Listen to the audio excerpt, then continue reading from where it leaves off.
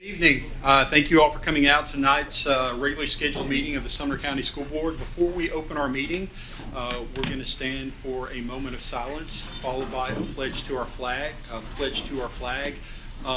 Once we've completed the pledge, we do have a special group here that's going to sing the national anthem for us, and I believe the pledge is going to be led by Miss Abby, a member of the choral group. So, I think you had a comment? I did, yes. If everyone would join while we're doing this moment of silence and remember the family of Miss Wheeler and the PHS staff and community during this really difficult time. It's sad that this is the second time for our community that I've had to do this, but thank you. Thank you, Ms. Barnes. If I could add one, Mr. Daniels, White House High School, Rachel Watts is one of our teachers, and she's under hospice care. And, we could keep her in our thoughts and prayers too. Exceptional teacher. Thank you. If you'll please join me for a moment of silence.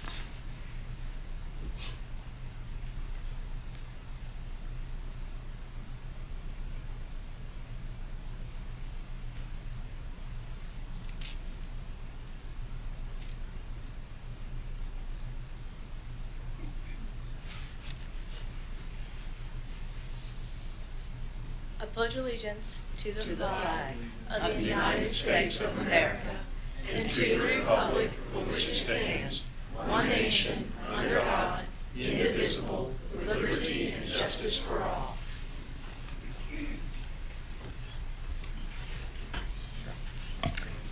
While the chamber choir from Hendersonville High School is getting positioned to sing our national anthem tonight, I want to share a little bit about them. The Hendersonville Chamber Choir is an auditioned ensemble of 17 singers, and they strive for excellence in choral music performance. Individual members are regularly chosen from the Mid-State Honor Choir and the Tennessee All-State Choir. In 2023, one member of the choir was selected for the National American Choral Directors Association Honor Choir.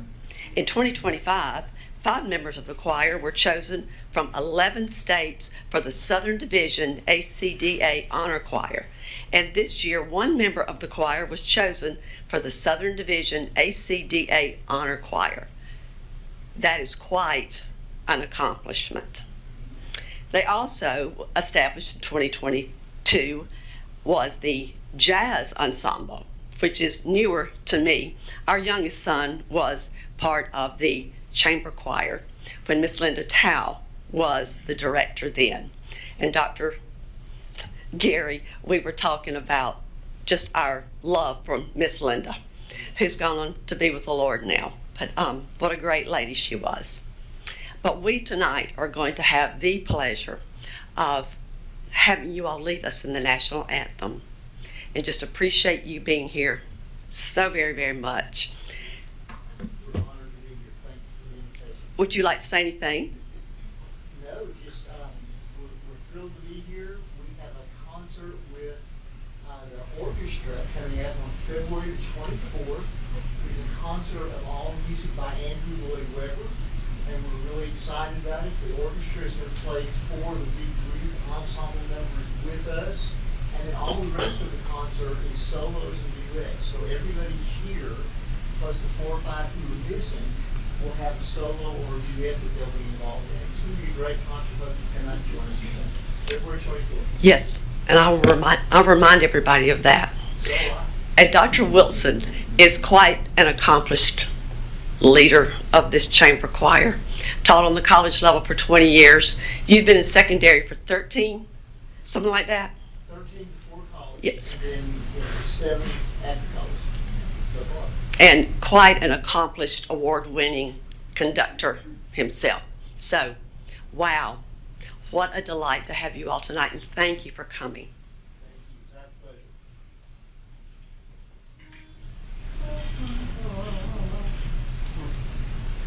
Oh, say, can you see by the dawn's early light what so proudly we hailed at the twilight? broad stripes and bright stars through the perilous fight.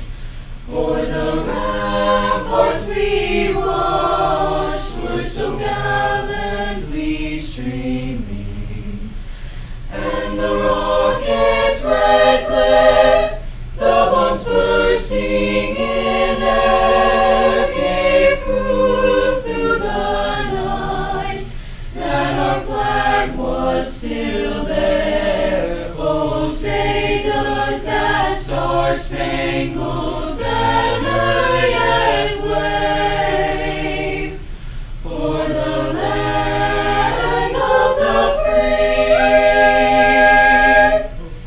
and the home of the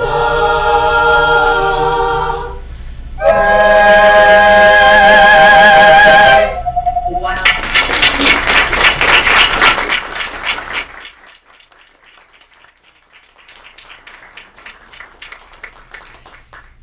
I would hope that every meeting we're able to do this among the 11 board members, that we highlight our chamber choirs to come and share with us their gifts and abilities. So let's do this. This is the 250th year of our nation. So let's just celebrate America all year long. So thank you. And Dr. Wilson, I have something. Dr. Wilson, I'll let you take this.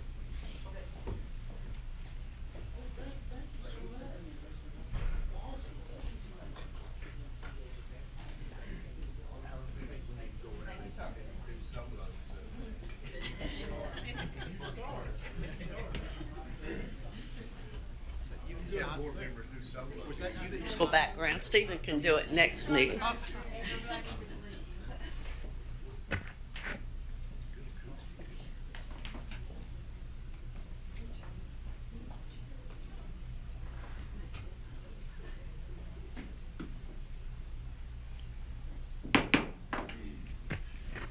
I call to order the January 20th, 2026 regularly scheduled meeting of the Sumner County School Board.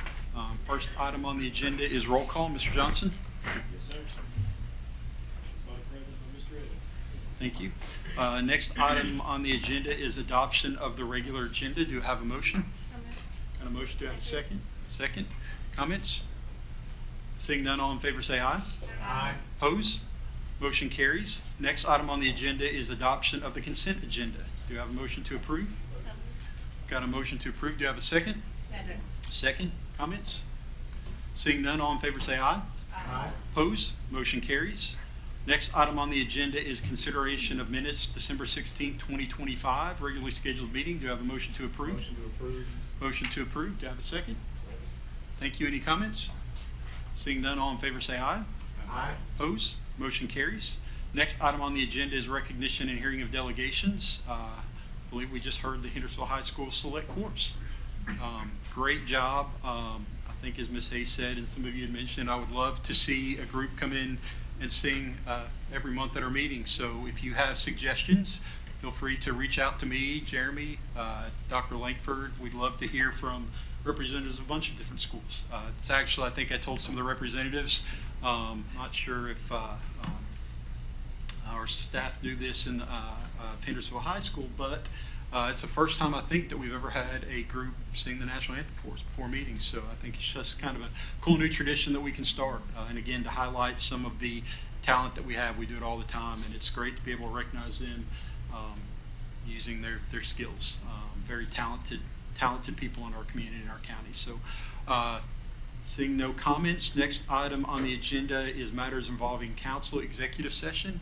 I think we're going to take a short recess as we move into executive session. So thank you.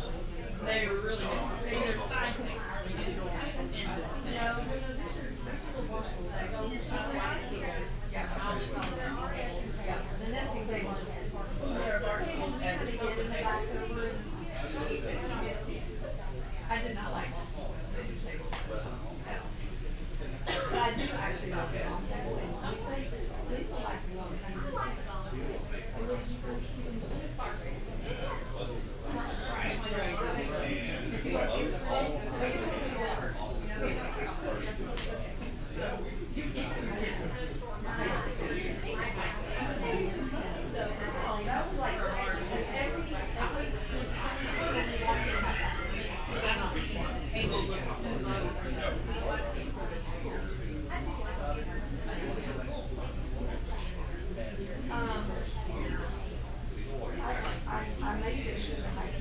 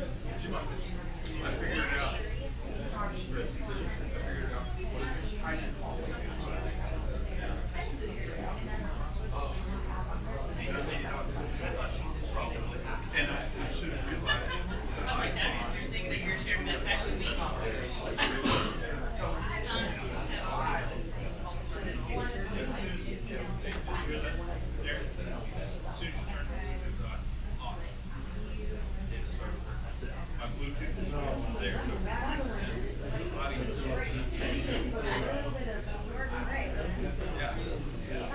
it's a Google.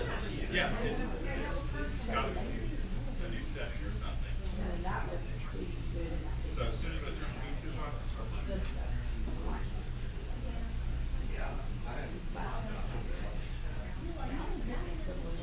But yours was always been. Because you are not connected.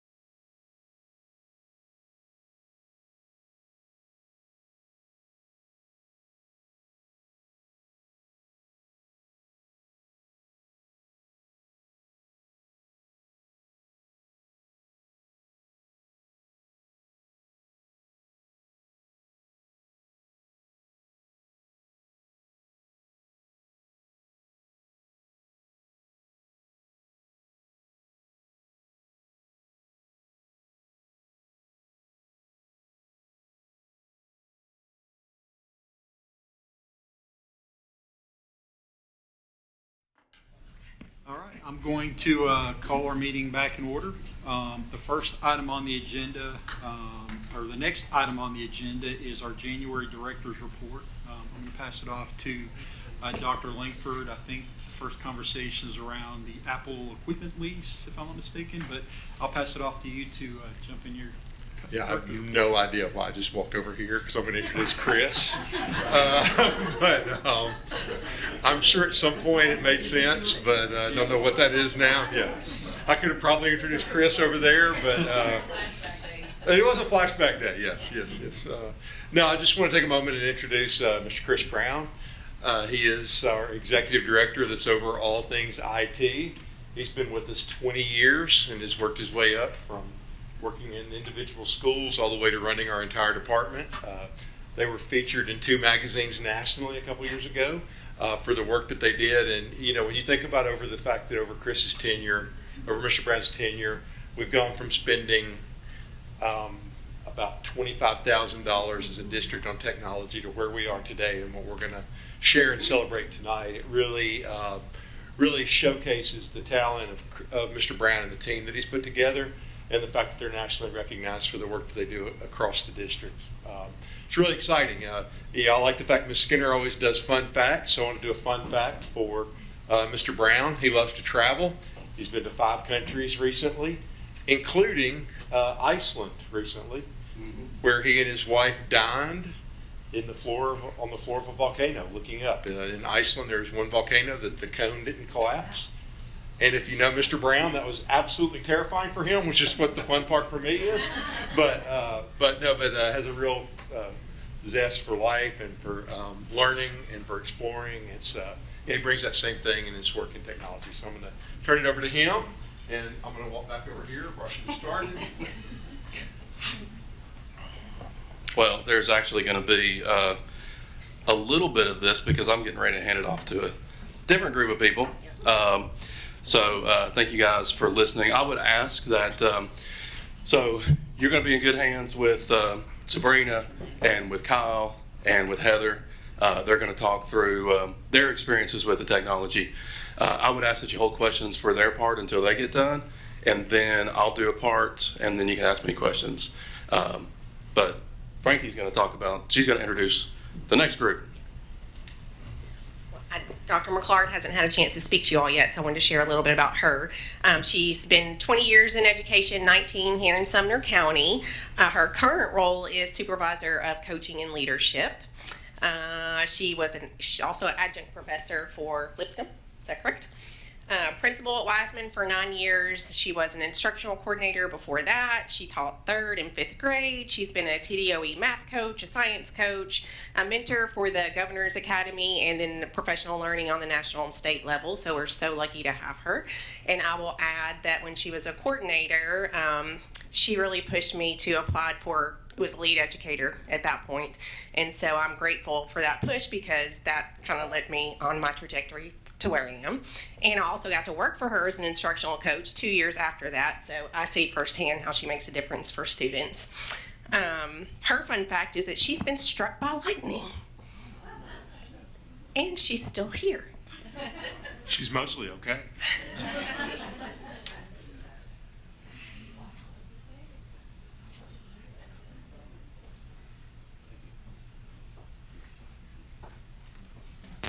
All right, thank you, Frankie. And she survived my leadership, so that's a testament to her grit. And also, if I say something crazy tonight, just chalk it up to the lightning, okay? All right. So, good evening. Thanks for having me. Tonight I want to talk to you a little bit about the coaching partnership and how our instructional coaches leverage iPads to strengthen teaching and learning. So, how many of you like going on field trips, either with your children or when you were a student? Okay, one of my favorite things were to take kids. Somebody's like, to take kids on field trips. So I want to take you on a field trip tonight. Did you know you were going on a field trip? All right, well, you're lucky. We're going on a field trip.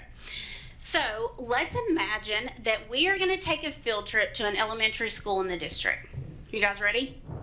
All right, so we're going on a field trip and we're all instructional coaches, formerly lead educators, probably what most of you know them as. And I'm going to take you through a day in a life and we're going to go on this journey together to be instructional coaches. You ready?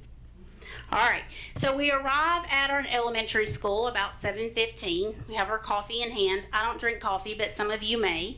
And so we start our day out with the admin team, the principal, assistant principal, and we talk about our day and we align what our day is going to look like, our schedules, who's getting coached today, what I'm doing in professional learning communities, and we kind of norm to align that work.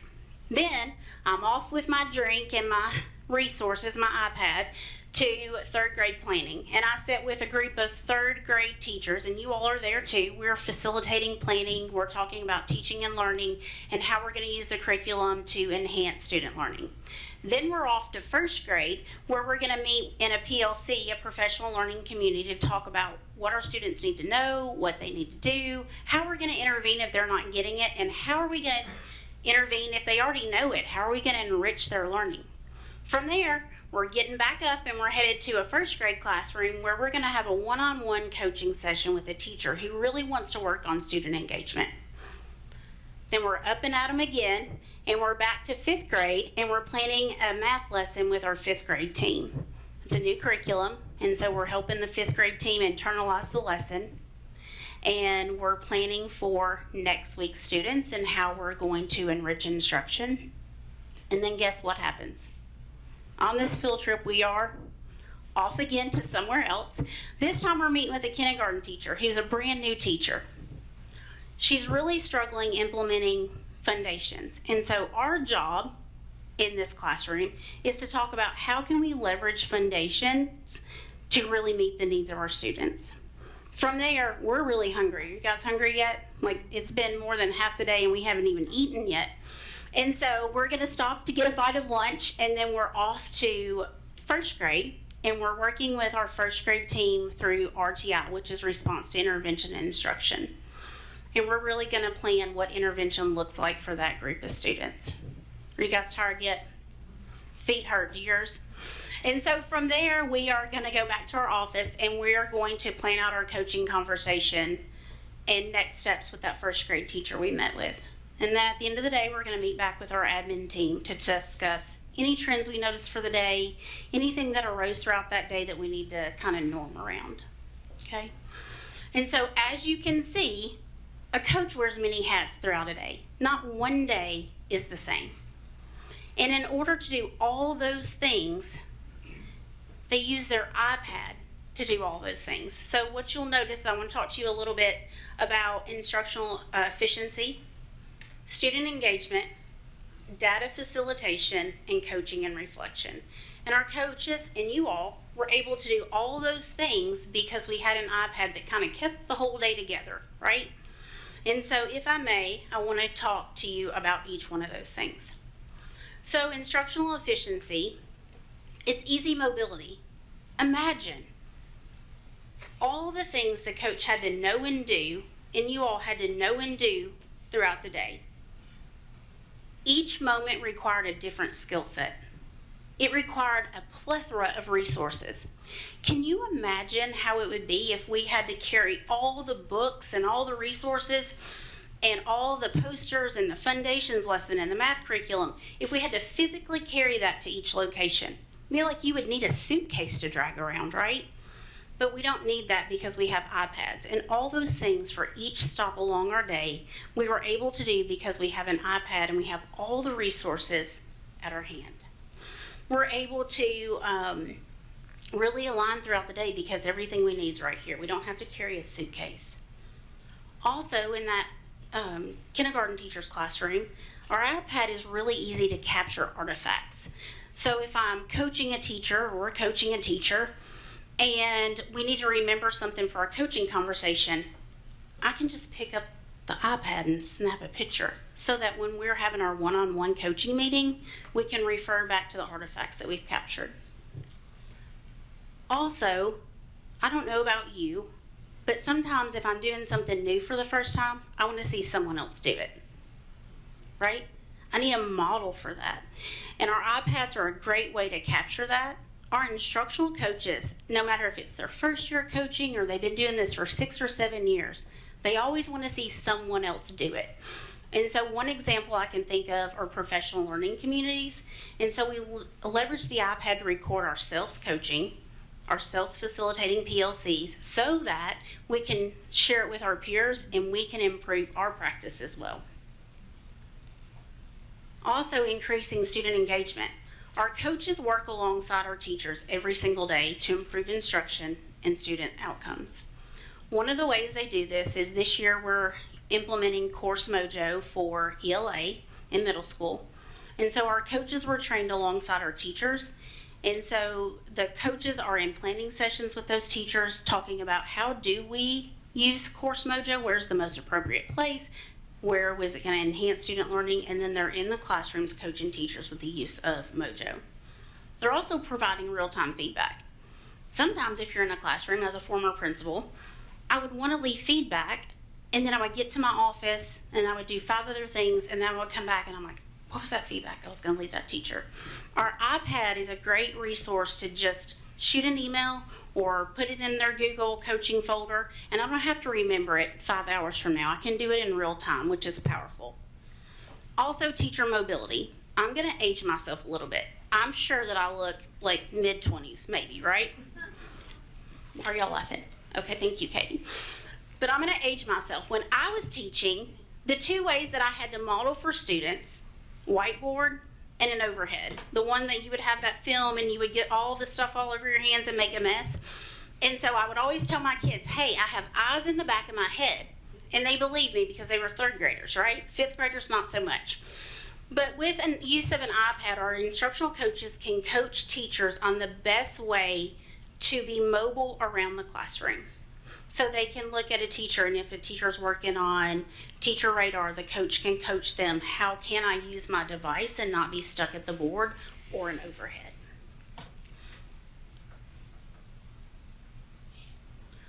Our coaches are in charge of so much data. So our school admin, they have to know our data as well, but our coaches really are boots on the ground with helping teachers internalize data, from TCAP data to TVOS data, our benchmark data, common formative assessment, attendance. Our coaches look at every piece of that data to work with teachers to make sure that we are providing high quality instructions for every student.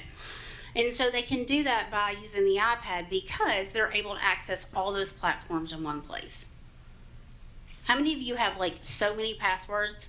I mean, you're like, have to reset a password all the time? I do that all the time. Like, what was that password? But with the use of the iPad, they don't really have to do that. They can have everything they need to work with teachers at their hand. So as we're traveling around that elementary school, no matter if I'm working with a teacher on Mastery Connect or if I'm working with a teacher on Ames Web, I have every platform I need right at my hand.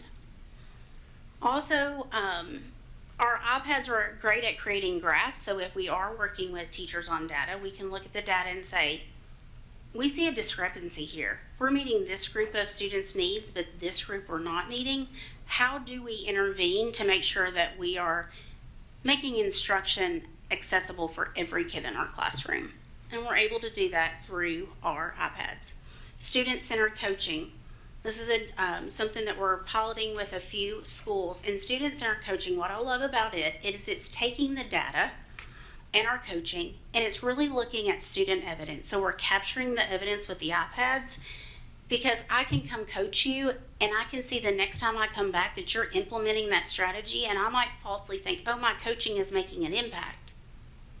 Student-centered coaching is really about there's evidence of learning that's taking place as a result of that coaching, and we're able to utilize our iPads with that too.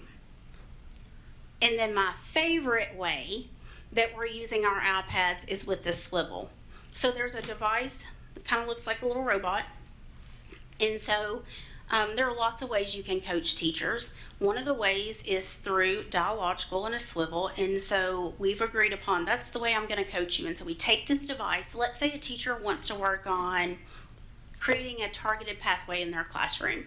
And we've agreed that that's what we're going to work on. So I take my swivel down there, You guys are carrying all the things. This is one thing we actually can't put in the iPad is the swivel, but we pair the iPad with it. And so we record a portion of the lesson. And what that allows us to do is it allows us to come up with glows, grows, and next steps for that teacher and ultimately students. We also are able to use it as a coaching reflection. So one of the things I'll do right after this presentation is I'll think, man, how could I have made that better? Or where was I unclear? What could I have done differently? Well, this is being recorded, right? So I have the luxury of going back and watching to give myself feedback and reflect on that. We use the swivel the same way and the iPads that way. I believe strongly, if you're going to coach someone else, you have to be willing to be coached. I'm the supervisor of coaching, but I have 2 coaches. I believe so heavily in that. And so we ask our instructional coaches not only to record teachers so that they can improve, they use the iPads to record themselves coaching, facilitating PLCs, data team meetings, collaborative planning, so they can receive feedback from peers and from the district team so that we can all be aligned and so that we can increase our skill set to help teachers and students. And then the final thing is coaching feedback rounds. So coaching feedback rounds are a great way that our coaches can learn from each other. So we pair 4 together at a time and they go visit each other's schools. And so I might come watch you coach, I might go watch you do a PLC, and taking our iPads along in buildings, like you're like, ooh, I like that, I wish I did that, or I want to remember that. So taking your iPad, you can not only take notes, but it also is a great way to capture things in buildings that you want to multiply out and that you want to take back to your building and share with your principal. So the impact overall of iPads for our instructional coaches, it helps improve teacher efficacy, but ultimately it helps improve student learning. And so it has been a great tool and resource for us in the coaching field, and we rely heavily on each other first and foremost, like we're our own best resources, our team, but then the iPad helps us multiply out that effect size. So I'm going to turn it over to Kyle Gilliland. He is going to talk to you about iPad use at White House High School.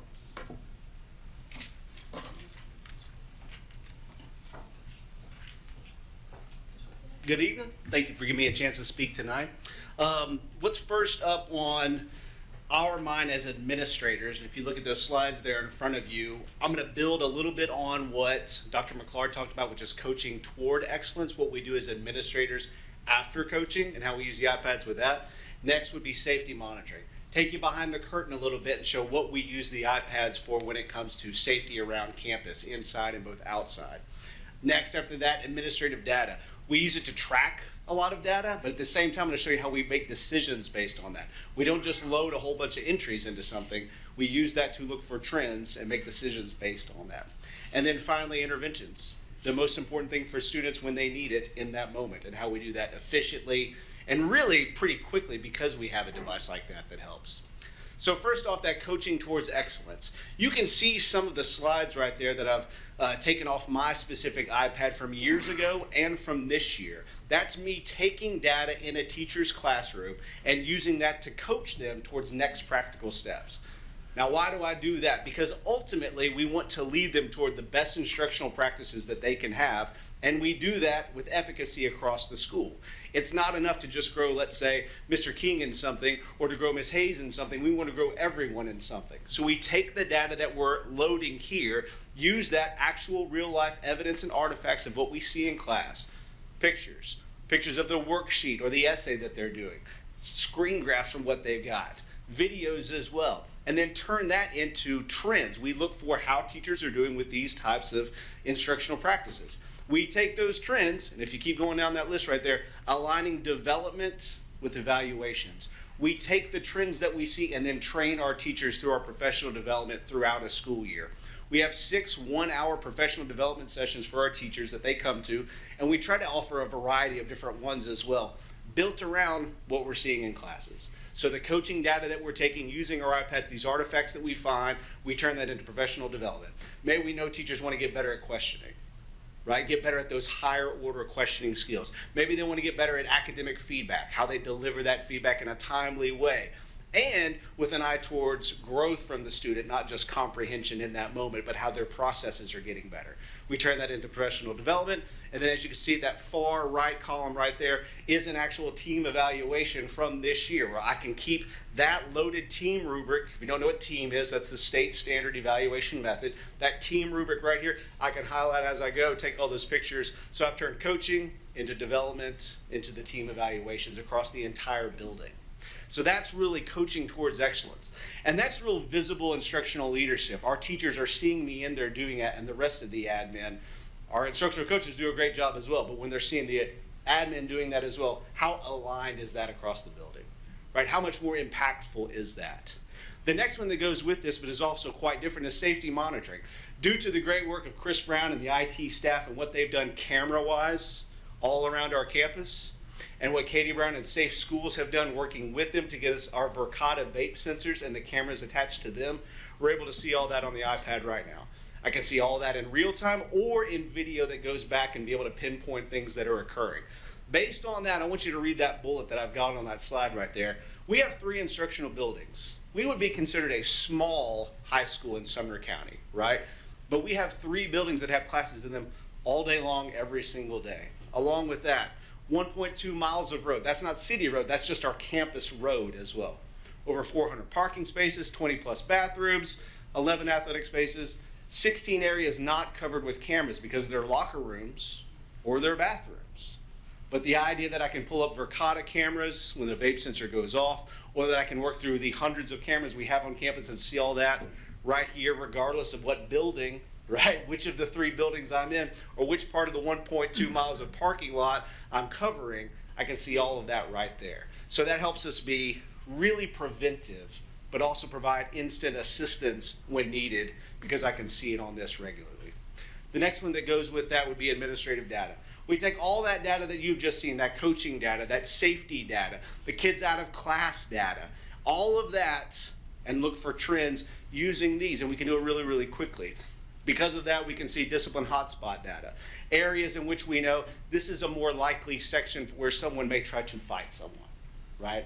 Because it's close to the nurse's office, they don't want the fight to go very long. So we can look for those things and staff our teacher stations, which we do every single semester. Who's got a planning block, who doesn't, where are they? So all those spots are covered all of the time. I want to draw your attention to that bottom picture on the far right. You can see that's our Verkada vape sensor data. And you can see since we first got them, that's the far left part of the graph, all the way to the far right, how it's gone down. We've used that to staff teachers in certain areas. We've used that to staff where I'm at, where the rest of the admin at, where our SRO is at. So as you can see, as we use it, it continues to go down, right? We had a spike back up in September when more kids got there and we had more transfers in and they figured out, kind of serious here, we're not supposed to be doing that. And then it continues to go down again. Another part of that, hall pass and close contact data. We know, based on using this in our e-hall pass that kids can use to go to the restroom, who's supposed to be in and out of class at once. And we have close contact data that we keep when maybe 2 kids shouldn't be out of class at the same time because they really don't like each other, right? We're able to track that. And we're also able to make sure that they can't get out at the same time based on the system. Or maybe 2 kids shouldn't be out of class at the same time because they really like each other, right? That's also something we can keep in there as well. So using this in real time and keeping it here all of the time allows us to be much more efficient in who's in and out of class and when. Finally, but really the most important, are the immediate interventions that we can do because we've been trained on this, because our teachers have, and because the rest of our classified staff and our counselors have. Our interventions can be used for a variety of things. First, that Navigate 360 tip line that's loaded immediately on here. It's its own little app. Just pull it up, boom, you can instantly say there's something wrong, right? This kid needs some help right here. That far right picture that talks about our teacher counseling referral form. This is loaded with all of our teachers as well, and they can say, it's not going well for Megan today. I need someone to see her, right? Andy's acting different today. I want you to talk with him. Now that form is much longer than what you see. There's a variety of things they can click, or the teacher can just describe what's going on. This, because it's loaded the way we've set it up, sends an immediate email to the counselors as soon as it's filled out, and to the guidance clerk, who if the counselor's already meeting with someone, that clerk can go get that kid out of class or call them out. So because of that, it's immediate intervention for them. And then finally, our behavior tracker. We track all data in classrooms all of the time. We instruct teachers if something's going on in class that's a disruption to the learning environment, track it in the behavior tracker, and it's right here. We had 1,378 entries last year in our behavior trackers. We track this data, MTSS, TCIS. We're trying to figure out where to meet these kids. This year, through this training, we're at 1,440 entries. That's not because our kids are getting worse. It's because we've trained our teachers how to use this better and what to look for them. So it's actually getting better, right? The interventions are getting better as we track more data and find more trends for our kids. So think of that when you think of these iPads. It's getting us more consistent, more effective help for our kids in a quicker way, and it's only going to get better. We're only going to get better at using these.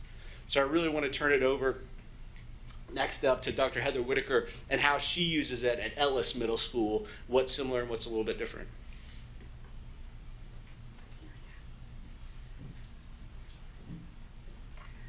All right, thank you for having me. I am the principal at Ellis Middle School, and a lot of what we do also aligns with Dr. Gilliland and the high school level. But the first thing I want to talk about is our new schedule. So we are piloting a new schedule for middle school this year at Ellis, and we have, at the end of the day, what we call flex time. Flex time is about 24 minutes, which doesn't seem very long, but I will tell you it is the #1 indicator for our kids that they get choice and get to have fun in their day, that they get to choose. So we use the Securely Flex app, and there's a picture of it on the screen. I took a picture of Harper Jennings Flex app.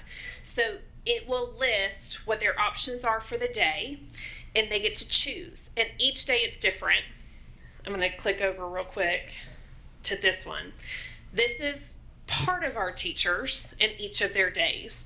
So like on Monday, there are about 20 to 30 different clubs that they can go to. There are also office hours for teachers to pin students. There are also a study hall option where, I have a game tonight, it's basketball season, and I need to get my homework done. So I'm going to choose to go to study hall today and finish my homework. So we're teaching them executive functioning or the option of choice. Now with these, this is 6th through 8th grade. So they're also participating in social skills. They're at recess together. They're playing pickleball together. They might be doing Uno. How many know that in the special ed classroom, when you have a pull-out social skills class, they play card games. They're learning how to interact with one another that are different. We're giving experiences across the school to students that they never would have encountered before through this app. The kids, we surveyed them, 7th and 8th graders who had the different schedule for at least 6th or 7th grade, 80% prefer this over the old. 97% say that they feel more connected to their peers. 88% say they enjoy school more. That's a big jump for us, and it's a huge success. So I'll go back to what it is. So you see what the app looks like. The students get to pick each day. Once they're in it, they don't have to stay in it. So if I go to Book Bedazzling, which they love, and it fills up very quickly, I don't have to go to it the next week. I can if I want to, but I don't have to. So each day they could try something new. Mr. Dvorak has a German class, so they could go to German and check it out and see if they like it. If they don't like it, they don't have to come back. So it's just giving them options and choices in their day. It also allows for pinning students. We have really put into our teachers that this is not a chance for them, for those students that are not ever doing their homework. This is not to get the kids every day to take away their choice. This is for the students that are in your class that are struggling with a concept, they don't understand something fully, and they want additional support. And if they do, the teachers have office hours once a week where they can pin students to them and provide them additional support. I cannot tell you how many times I walk by a classroom that I hear Mrs. Gulliman being like, anyone want office hours today to finish up their project or need any additional help? That type of partnership with the students to know, like, I'm here for you and I'm going to provide you this time to support you has been exponential. We believe that this is giving students ownership over their time in school. They feel like they get a little bit back of that leading in what they get to choose and what they get to do. We're providing community among the grades and building relationships that they may not have had. We're giving executive functioning and providing social skills. We have 80 different club options throughout the week. This is just a few of them. We've got FCA, cursive, card games, podcasts, journaling.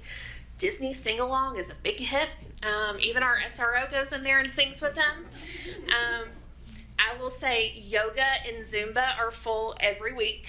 They love that class. And if it's a girl day, boys are not allowed. And if it's a boy day, girls are not allowed. They have a lot of fun, and it's things that they wouldn't get to experience otherwise. And I already showed you this page. Also want to talk about Securely Pass. So like he has the eHall Pass, we have Securely Pass.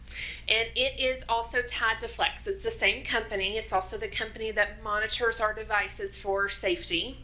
And students have to use it to go to the restroom or their locker. We are also able to say that these two students can't be in the hallway together. Since we have been using Securely Pass, our hallway transitions but in classes have been drastically decreased. Students are using time between classes and not during class because it takes time to open up that app and click it and ask the teacher to go. It also monitors how long they've been out of the room. So those times where you're like, that student's been gone for a really long time, and then you look and you're like, they've been gone for 10 minutes. And so they can page the office and say, hey, can someone go check on Adam? He's up in the bathroom. We can go do that because we have times.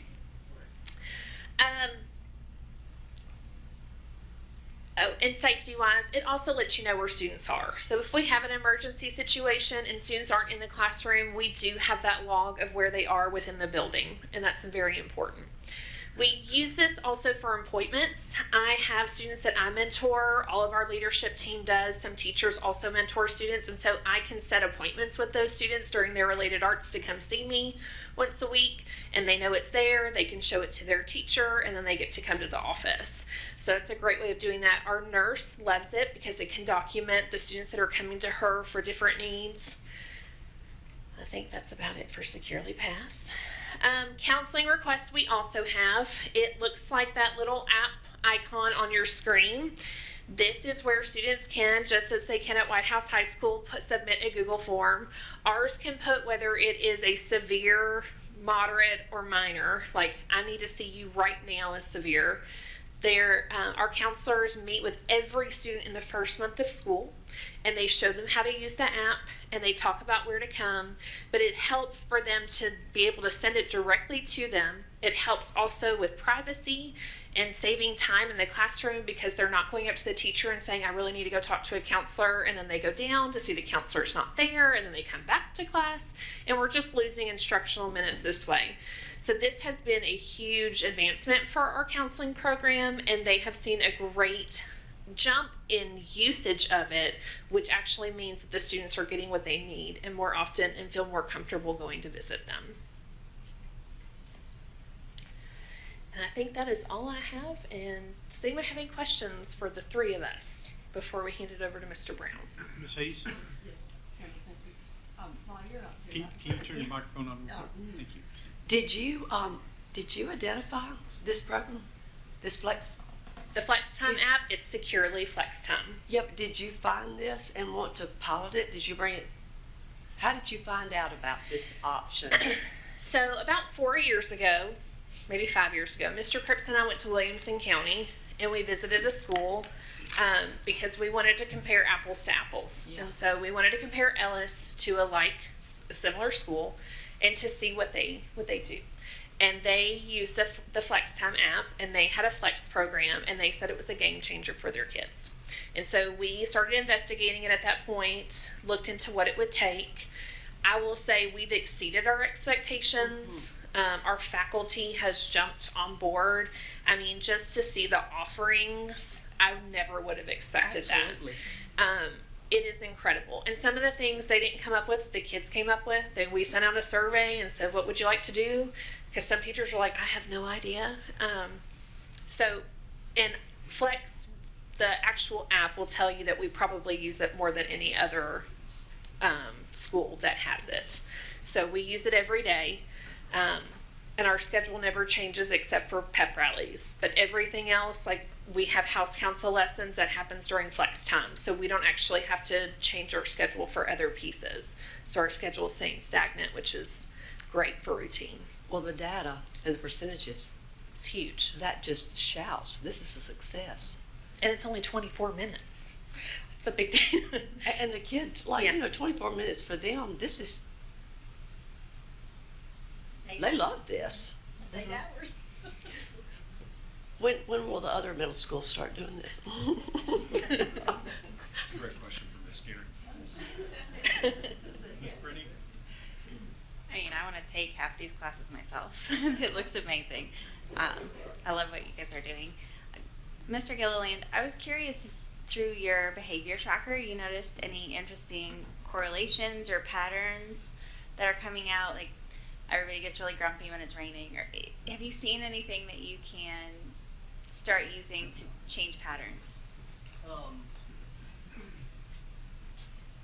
I would say the most instructive part of what we find is that behavior tracker data drops. It's going to take a little bit of an info dump. Drops into a Google Sheet. That Google Sheet is then powers Google Data Studio, which turns every single thing into pie charts and graphs of anything you can think of. The most impactful trend toward what you're talking about is you as a teacher, let's say Mr. Lancaster as a teacher walks in to Google Data Studio and says, I want to see all my students that I've written up. And then we'll see a pie chart of everything that he's done. He'll then be able to see, did I do a guidance referral for them or an office referral or none of the above? And then determine, oh, I've written this kid up 7, 8 times. I've never once sent him to a guidance counselor. Or I've written him up 12 times. I've never once sent him to the office for something. It's all a lot of little stuff. But we find that because teachers can all see all the data for every kid in the entire building, they can start to see he's having the same issues in multiple classes. Let me go talk to that teacher and see what's going on. Or I'm able to see that Andy's having all this data in everything except for third block teacher. What are you doing? How can I help with this kid, what you're doing, right? So then it becomes those informal conversations that actually make a big impact for the kids. That's what we see as the biggest part, is because it can go in the data studio and everyone in our faculty can see it, they can then do something with it if needed. We've also used it for disciplinary hearings when it comes to, this is all the stuff that we've tried with this kid. And it has every intervention that a teacher has tried. So when a student is written up, they can see, like, we changed the seat. I took him out in the hallway for a conversation. I took him out in a hallway conversation and then it never happened again. I changed the seat and it kept on happening. He's doing this during group work. He's doing this during individual work. So it logs all of that and it makes it manipulable so you can see what's going on in all those places. So big answer to your question, but that's really the power of it, is that teachers can see all of the data for these kids and where it's affecting around the entire school. Thank you. Mr. Holmes? Are the SROs, are they linked in through this for the relevant data at your schools? Yes, sir. Okay, good.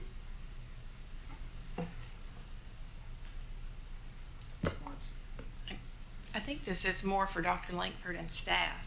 As I'm listening to these, whether it's an app, sounds phenomenal. I'm kind of like Miss Hayes, how do we expand this? But I think because every school's different, you treat each school district or each school more decentralized. What I'm trying to understand is, how do other schools learn about these best practices that, or pilots that are going on in the county at other schools? And then secondly, does staff ever, once you have a proven app or process, do you mandate that at any time across the district? Yeah, I think, and Mr. Jump in, Mr. Cripps too, I would say that one of the things I think that we try to do in terms of being, one of our strategic anchors is innovate. And sometimes to innovate, if you take the way that I've historically been or where I started, it was, gosh, this is good, let's do it for everybody. Right. And sometimes, as they will tell you, sometimes that's really good and sometimes it's really hard. I think where I've come to learn is like, let's pilot and get it really clean, so that when we are, really clear, really polished, and then we can start replicating it out and not just rushing it because it works well.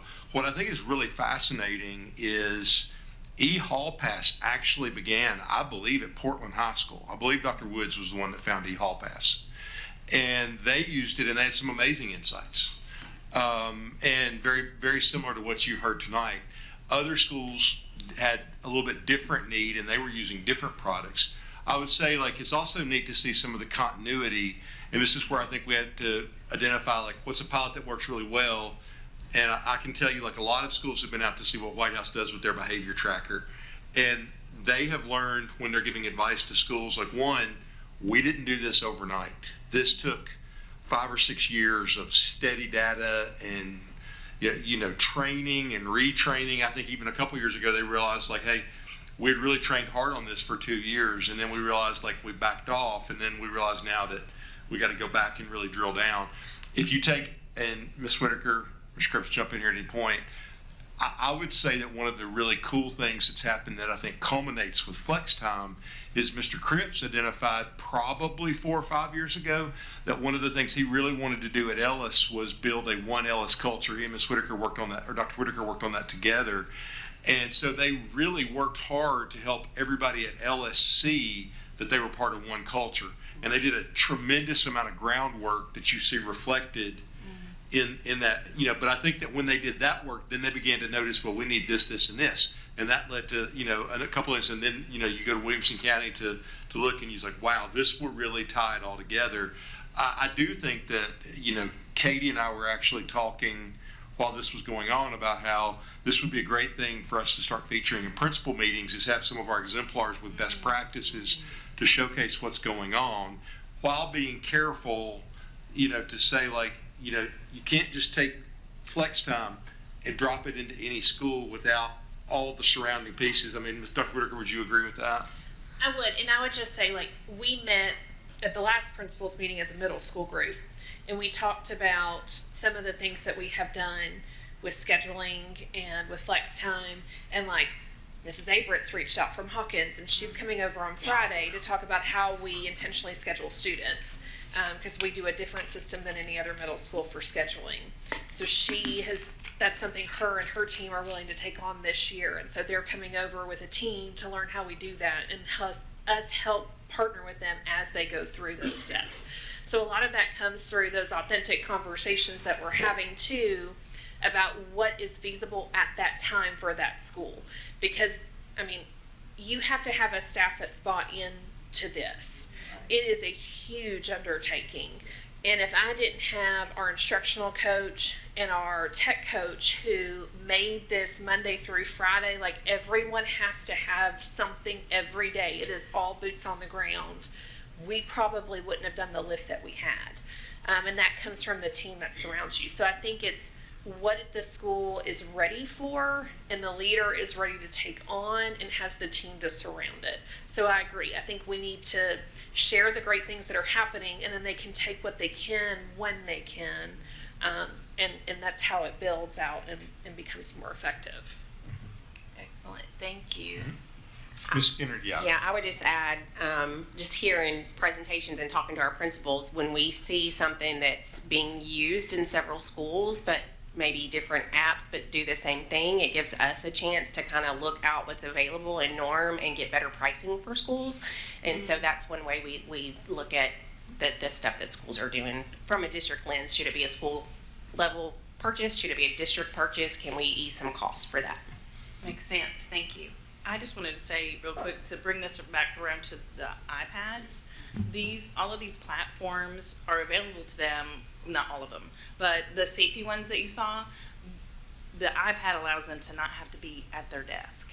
It allows the administrator to be moving through the building and still able to access the camera system, to be able to access the vape sensors and the tip line, and all of that is instant information versus having to, I didn't see that email because I wasn't at my desk, or we were asking them to use their personal cell phones to conduct that, and we continue to ask them to download business work-based apps to their personal devices. And so the iPad has really opened up the accessibility of the technology that even just the safety department is able to use. And I would add, I think what's really cool about tonight too is one of the real powerful things that we discovered very early on when we gave our administrators back during COVID iPads is how powerful it was for them, regardless of where they were in the building, to be able to look on the cameras. So they didn't have to physically go all the way. The time that you lose going all the way back to the office to get on is very different than being able. So we focused first real heavy on safety, but there's so many other, and what I love is that Dr. McClard presented on tonight is to see the way that it magnifies and multiplies the effect of our coaches. Like if you'll see our instructional coaches use their iPads like with the swivel to capture lessons, you know, it just gives it so much more power, and you see how that's integrated to what Mr. Gilliland was saying and through his team of it. But to have a device where it replaces 4 or 5 things and gets us out of like teachers and principals having to use their own personal devices, they're using our devices that are protected and safe. So I've got Ms. Stewart. Before I jump to you quick, I will comment on that. I just think, you know, the diversity of our staff, just from the standpoint of how they approach different topics, what they enjoy doing, I think that leads to their creativity being used, because they may look at an app, they may look at some type of technology and say, hey, this is really cool. I wonder if there's a way to implement that, or I wonder if there's a way to implement this. If I'm focused on, if I'm a PE teacher, I might think of things differently than if I'm a music teacher, than if I'm a geography or history teacher. And so it allows that flexibility to be able to say, hey, here's something really, really cool. I wonder if we can incorporate that and then share that. And that continues to raise the level for all of our staff. So that's just another way I think it helps us continue to grow, because now we're using the resource of everybody in the system, not just waiting on 1 or 2 or 3 of our people to make a decision or say this is what we're doing next. Ms. Stewart? So, Dr. Whitaker, from the moment you did Williamson County, I think is what you said, to today, have you been able to tweak and play, and with the securely thing, you're able to do that? And is that something where we would implement that into other schools and they would be able to tweak it to their specifics?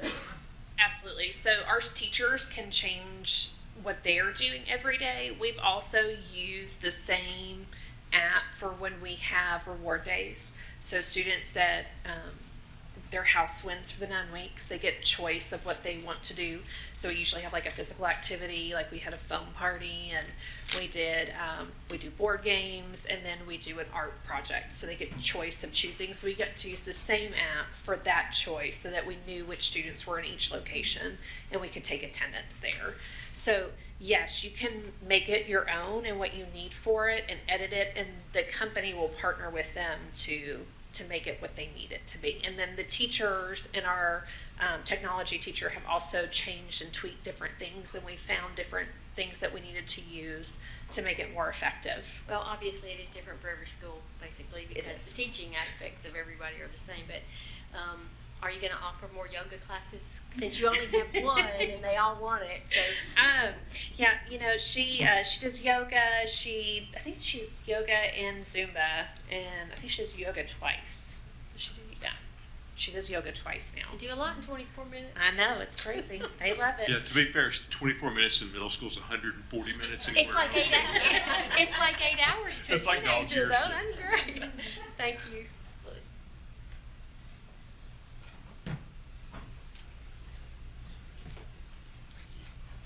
While Chris is coming up, just Ms. Skinner, I ask you, if you don't mind, as I've been on the board over the years, and you see all the state mandated type challenges with testing and everything else, like, there was a period of time where there was a lot of feedback from teachers that it was, I just teach to the test. Like, I feel like I'm just in front of kids saying A, B, C, D, and E, and I don't really have a lot of flexibility to use my creativity, my skill set, my training to teach in a way that I like. I know, and I see Ms. Hessen back there, and she taught some of our kids when my kids went through Union. And at Union with STEM, and one of the first schools to really embrace technology, they were really able to bring, I think, fun and creativity back into the classroom.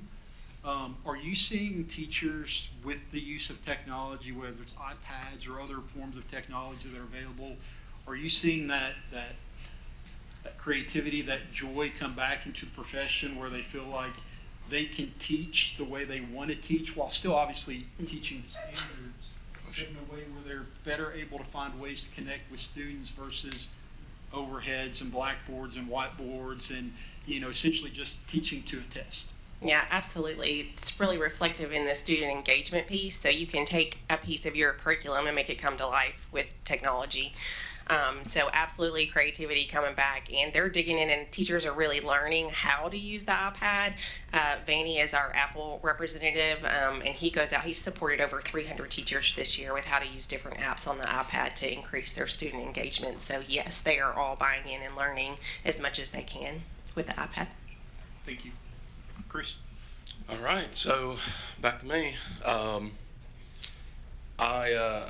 Scott mentioned Iceland and the volcano and how I was terrified. And when you guys get to know me, that was not a fun fact that he shared with me. True though.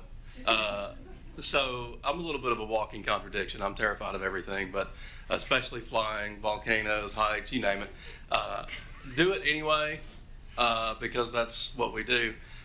And that brings me to now, and I was actually doing pretty good until about 45 minutes, an hour ago, and I realized that I was going to have to talk after these guys, and that kind of ramps up the nerves a little bit. So, what I'm going to talk about real quick is so we've heard incredible things about how the technology is being used, from the teacher level, admin level, student level. And I'm going to talk about what are we going to, like where we are now, what we've done, and real quick I'm going to focus in on the one-to-one student iPads for middle schools, high schools, and how we're going to be sustainable and how we're going to move forward with keeping that fleet current and fresh, if you will. So. Real quick, I also want to say that hearing that is incredibly humbling for me, and I'm just, it's amazing to be a part of it, that we can help facilitate it, and it's one of the amazing parts of the work that we do. So these are several pictures here of when we did the initial one-to-one deployment of our students using our iPads. And I want to kind of tell a little bit of a story with some pictures, try to fill in the gaps with some words. And speaking of words, I'm glad that all you guys got your questions out of the way with them, so we're not going to have any after I'm done.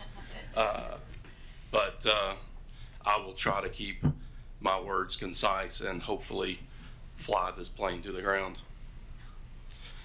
So, what we're doing, what we're talking about tonight, is essentially these two phrases. We're taking this first chunk, replacing this first phase of our student iPads, the one-to-one middle school, high school student iPads, and we're also continuing to invest in our teachers with technology. And what that looks like, so right now, this is work that's happening across the district with my team as we speak. We are deploying MacBooks for our teachers. We're taking some of the aging devices out of the fleet. We're replacing those with MacBooks for the teachers. And then we're spending some time helping them make sure that they can access the tools that they need on those devices, especially, it can be a little challenging, especially if they're coming from a PC. We're making sure that they have resources at their disposal, including one, and I'll talk about these a little bit more, but the gentleman there on the left is Vanny, and he is one of our Apple support people who helps train our teachers on how to use these tools, how to use them effectively, how to be efficient with them. This is, these are pictures from our new teacher launch this summer, and I know you guys have heard a little bit about it, but this is amazing. I can't say enough about it. it's really, we're kind of in unprecedented territory as a school district, because what we're doing at launch and what we're going to continue to do is we're providing new teachers to the district with technology. They're coming to this intensive 3-day training. They're getting their technology. They're getting access to, they're getting their accounts, getting access to the platforms that they need. They're getting training, and they're able to, when they first set foot in their school, day one, they can hit the ground running. There's no delay, no waiting on technology, no, maybe there's an old device in that classroom, maybe there's something that somebody's going to give me, or I might get it a week from now. They're getting it before they set foot in their classroom for the first time. So let me walk through what we've done up until this point real quick, just real fast. As we talked about, we about a little bit over 3 years ago, we did a one-to-one implementation for our middle schools, high school students. And at the same time, right slightly before rolling those devices out, we had to improve our technology infrastructure. We had to make a substantial investment to make sure that those devices would function. And that's more than just, obviously we did Wi-Fi in every classroom. We upgraded our hardware, back-end hardware, behind the wall kind of stuff. But at the same time, to prepare for those one-to-one devices, we also expanded our mobile device management system. We installed content caches at all of our schools to make sure that updates and common download files are able to be cached on those servers and then distributed out to the devices that are on that local network. So it prevents utilizing too much bandwidth. It helps kind of manage that resource. And then, as I mentioned, Vanny a minute ago, we also developed supports and resources for our teachers and students, and we leveraged several from Apple. And what that looks like is it plays out in a number of different ways. Excuse me, that's the nerves getting to me. I've got to keep my mouth from getting too dry. So that plays out in a number of different ways, and what that looks like is we have our ed techs at each school. We have we've got people here that can help train, help teachers understand how to use, help our ed techs and our teachers understand how to use those devices. Vanny is a huge part of that. And we've also, down to like small details, we've got, when a teacher gets a MacBook, we have a guide that we've developed that is on the desktop. It's updated regularly, that if they want to learn at their own pace, they just open that up. They read through that. They follow that stuff. There's actually a couple guides, to be specific. And then for our students, Apple does a crazy thing where 24/7, if you have a question about that device, they need help, they can call a number and get help directly from Apple. So we leverage those resources, and we develop some internally, and just we're trying to be mindful about how to make sure that people can use those devices efficiently. This is a graphic that kind of breaks down in a lot more detail, or a little bit more detail than what I was just saying, but also I want to call your attention to, on the top right, the low number of AppleCare incidents. Put a pin in that. When I get to the end, I'm going to talk a little bit more about that and kind of explain how that's going to impact the next phase of what we're doing. So, the why are we doing this part? So this is this first phase, replacing these devices, renewing these devices, refreshing them. So our goal is to keep our fleet current, to keep it supportable, but also what we're attempting to do is to relieve a large financial burden from our schools by taking this on at a district level. And it helps take that lift off of them, but it also leads to, we mentioned equity a minute ago, that us taking that on leads to that equity across the district. You don't have islands or deserts of no technology or sparse technology. It's distributed equally.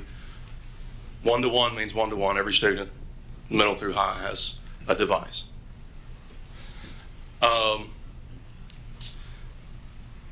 We can leverage a buyback program for sustainability, financial sustainability. I'll talk a little bit more about that in just a second. These devices do have a value after a certain amount of time, and it's because of a host of reasons. It's a higher value than what you're going to get out of a PC or a Chromebook.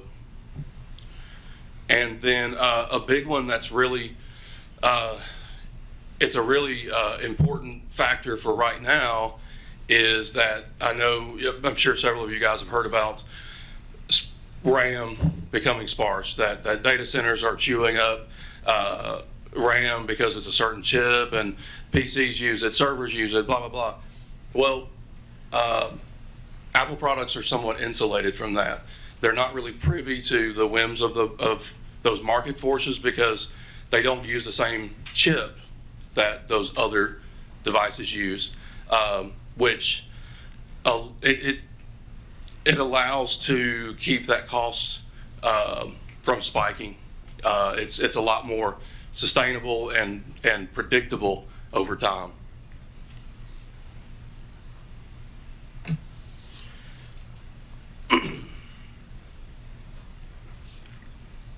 So then why are we doing it now?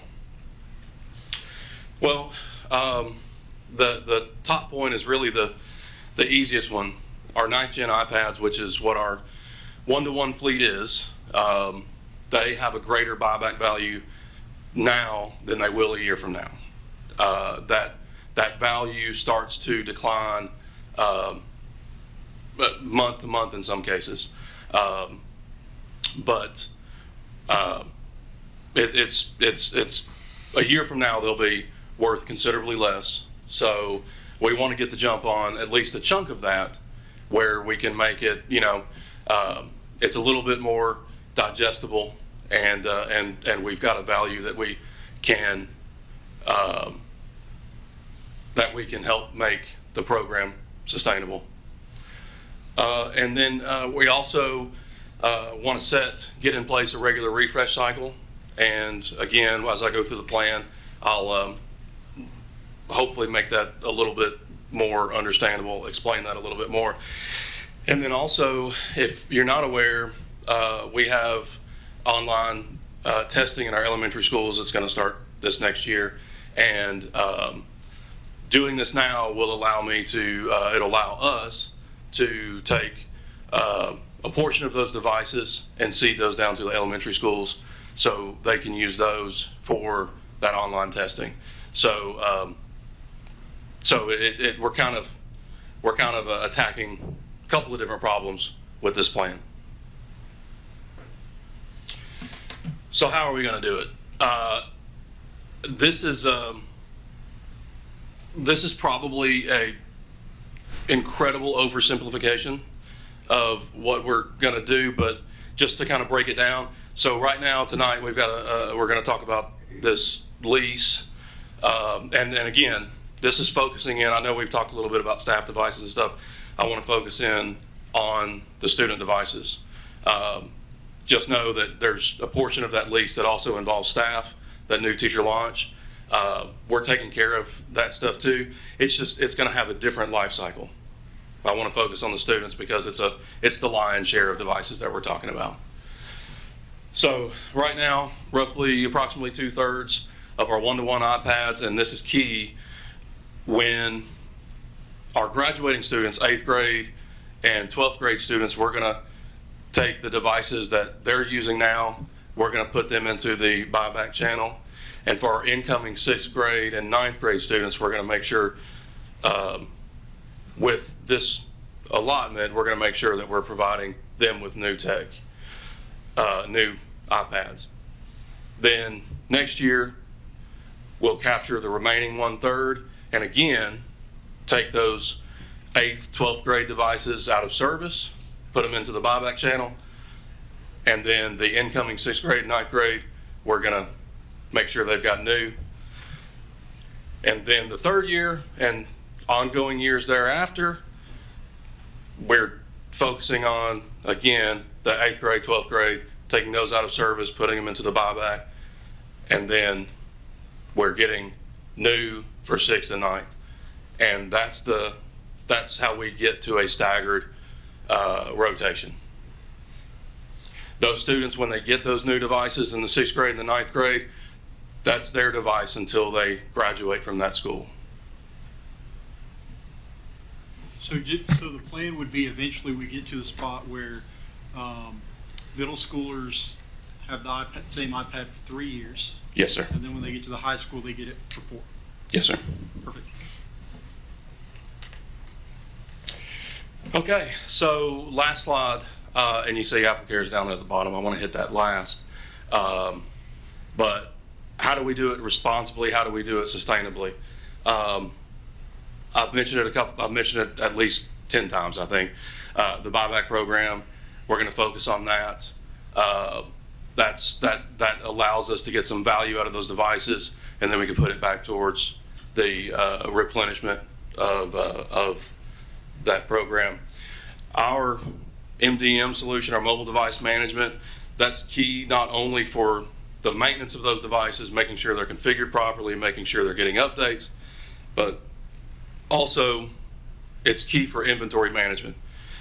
The quantity of devices we're talking about, we don't have enough people on staff to visually track or to keep up with it in an Excel spreadsheet or anything crazy like that. This gives us the ability to know real-time specific information about the state of that device.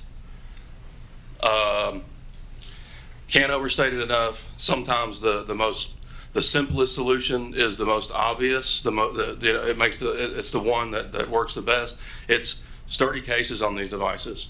They're well-made devices to begin with, but putting that case on it that's sturdy, that takes the brunt of any kind of accidents 9 times out of 10.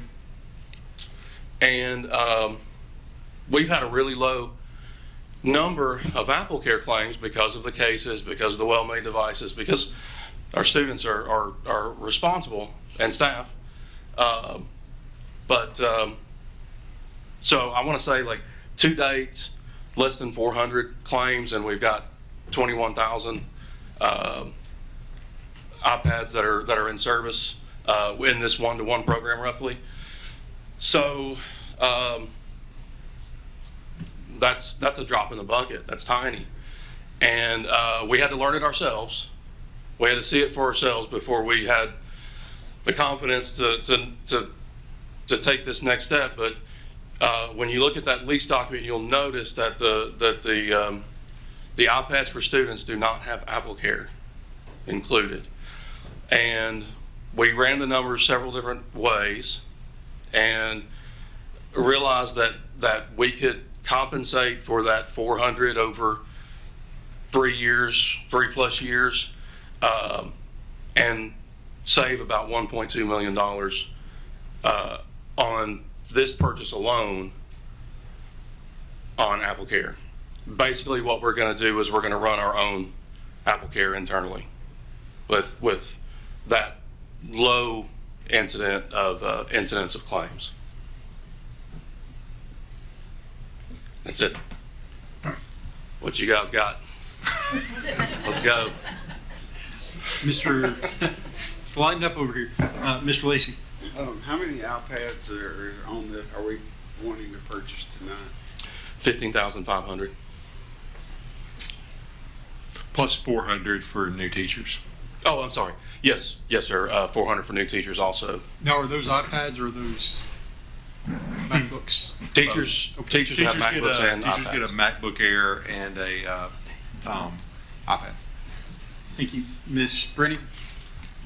I always have to say this when you get up here, like, your team does such an impressive job with such a small and mighty team. Thank you. I'm always blown away by the amount of work that you guys are able to handle with your small team. I have two Now you're going to ask me something really hard, right? Actually, I have two really easy questions. Got it. Let's go. The first is, I'm assuming that we're getting newer versions of the iPads for the ones that we're replacing. Yes. So if that's so, does that mean we're going to have two different chargers for our iPads?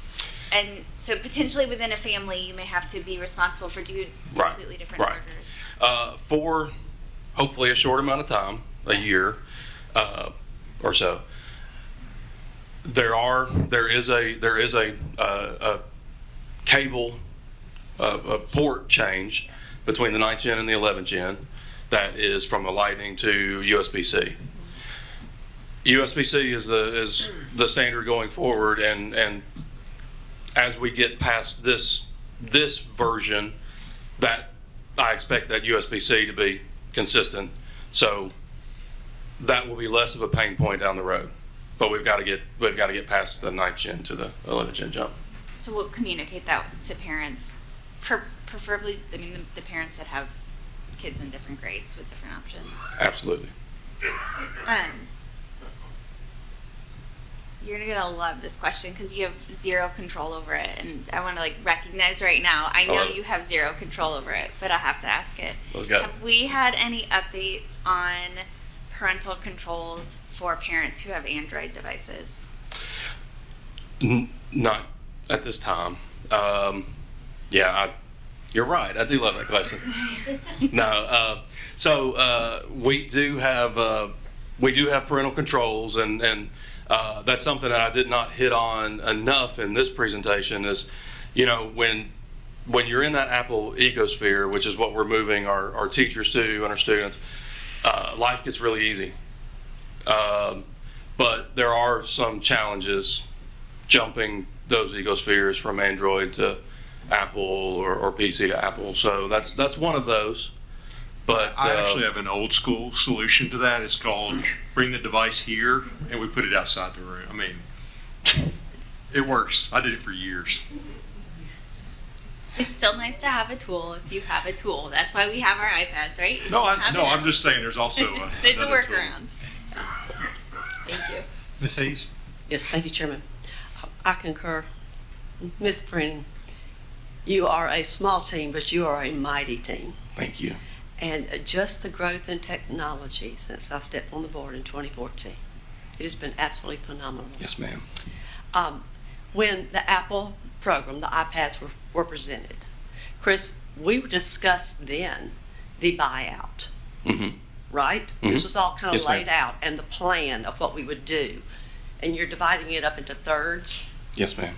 and laid out this plan. But we knew from the beginning when we voted to begin this program that there was going to be the buyback Yes, ma'am. plan.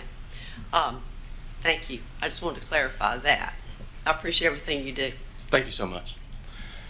I appreciate it, guys. Do you have another one? I do. I said two, and then I apparently have three. When you talk about the change to shift to do Apple Care internally, Yes, ma'am. from a parent perspective, they will have the same if it's damaged, if it needs to be replaced because of wetness. That happens on our watch, but if it's lost, it's the parent's responsibility. If nothing changes, is that same with the cords? We're going to keep that same model. Yeah. The information that we're giving out to the parents, all of that down to responsible use and all of that, none of that changes. What changes is essentially instead of us getting a damaged device and reaching out to Apple to get a replacement for that, we're going to have one that when we're notified, we can take it out to the school, hopefully that day, hopefully even quicker in some cases, get it to them, then it's ready to go, and then, And I think honestly, Ms. Brennan, we've had it's been fast because initially we thought we would have Right. a whole bunch of losses, and we really haven't had that many losses. The most extreme ones, we had an angry parent that beat his sons with a ball-peen hammer. That was not an AppleCare claim because that was intentional. We had one that fell out of a Jeep at Station Camp High School and got run over by a truck, and the screen cracked. The iPad was actually okay, other than the cracked screen, it messed up the case. So, and just for a comparison's sake, there's a study that's coming out now that shows that, like with other devices, the breakage rate is about 5 to 15%, where we're at less than 1%, like a fraction of a percent for our breakage. And, when you couple that with the buyback, I was all in favor of the AppleCare on the student iPads initially, but when you look at what we're able to do, it's cheaper just to get 300 or 400 iPads than it is to try to run the scale. Yeah. That was going to be my follow-up question. Do we know if we were to apply back what we would have saved if we'd chosen this from, or looking forward, what are we projecting that we're going to save by doing it this way? Well, to add AppleCare, it saves about 1.2 million. But we will have some type of replacement. So like there's a cost internal to us. Yeah, I mean, it would be the cost of like 300 or 400 iPads. Mm-hmm. Awesome. Thank you. And we can track that and report that each year. But I think we'll find that, like I was of two minds. I thought we really need AppleCare first run. But I would also say when I was a middle school assistant principal, on average in a semester, Dr. Whitaker and Mr. Chris, we would probably find somewhere around $10,000 worth of shoes, sweatshirts, jackets. Never once did we find a phone. Phones don't get lost, and tech devices don't. Now, really expensive sweatshirts every day. Mr. Lancaster? All right, so on the lease, just make sure I understand how we're doing this. We're replacing all of them from a standpoint of like the different periods. Like each year we're going to replace a certain amount, but this is not just like, hey, this is next year's. The lease covers the next 3 or 4 years of the purchase, right? So the lease that you're looking at is these are devices that are going to go into service next year. That's not the full fleet. That's about, like I said, that's about 2/3 of the fleet. So the There'll full be. fleet is how many? So 15.5 is not the full. It's We it's purchased approximated higher. 21,000 Yeah. last time. Okay. It's a little bit higher to make sure that we're accommodating those incoming 6th and 9th grade devices. But does this have any factor in? Is this what these numbers would be? Is we just started this, right? This does not include the buyback piece, or does it? Right. Correct. Yeah. Okay. 'Cause I couldn't get the math. I was So Yeah. I was trying to get the math to work on the buyback, and I thought, Yeah, wait a minute, that's we're not really included in this overpaying, or cost. We're not getting that. we can't factor the buyback because basically the buyback will take place after we receive the new devices, because we don't want to have a lapse of iPads. So Okay. we'll collect the iPads after we get the new ones, and then the third-party vendor will come in, and you get a better price with the third-party vendor. Like we think maybe around 130 That's the value of the 9th gens right now. right now. So it'll go down a little bit for the fall, but the ones that we're selling back right now, we'll get about 100, or that we just sold back, will be around $130, $135 per device. So that will go into. So out of this, basically, we're sitting here saying, okay, we're going to pay out of next year's budget, for example, if we do this, it would be 1.9 million, but we're going to potentially get close to all of that back in a buyback. If I'd say $120 times 15,500 devices, whatever it is. So keep in mind that we're going to take some down, right. but you're going to still get potentially $1 million or so. I feel pretty confident. What are y'all estimating? I'm sure somebody's ran the numbers. That's what I was going to say. I'm confident that, and this is kind of conservative, but we'll hit that $1 million mark with the buyback by fall. Well, because I think the advantage of having the AppleCare is we can look at our fleet between now and the buyback, or to the end of the year when we have AppleCare, we can replace because we've had so few. Each of the iPads with AppleCare had three replacements a year, and we've used so few of them. We've got the ability to anything that's damaged, so that we'll have like the A+ grade on our fleet of iPads. Okay, that was my biggest. Like I say, doing the count. And I think, Yes, sir. yeah, I think, Mr. Lancaster, I think that what we're really trying to do here is what we've shifted to gradually in textbooks is instead of paying everything up front at one time and then having that $8 or $9 million payment every 3 or 4 years, trying to cash flow it out so that. Oh, yeah, you know, I mean, nobody buys tech anymore. No, I mean, no. no big organization. Yeah. You have to, I mean, And really appreciative of Apple working with us to give us the lease with no interest. Because the other part that I don't know that we hit is all leases have to be approved both by the school board and the county commission. So we have to hit a school board and a county commission cycle.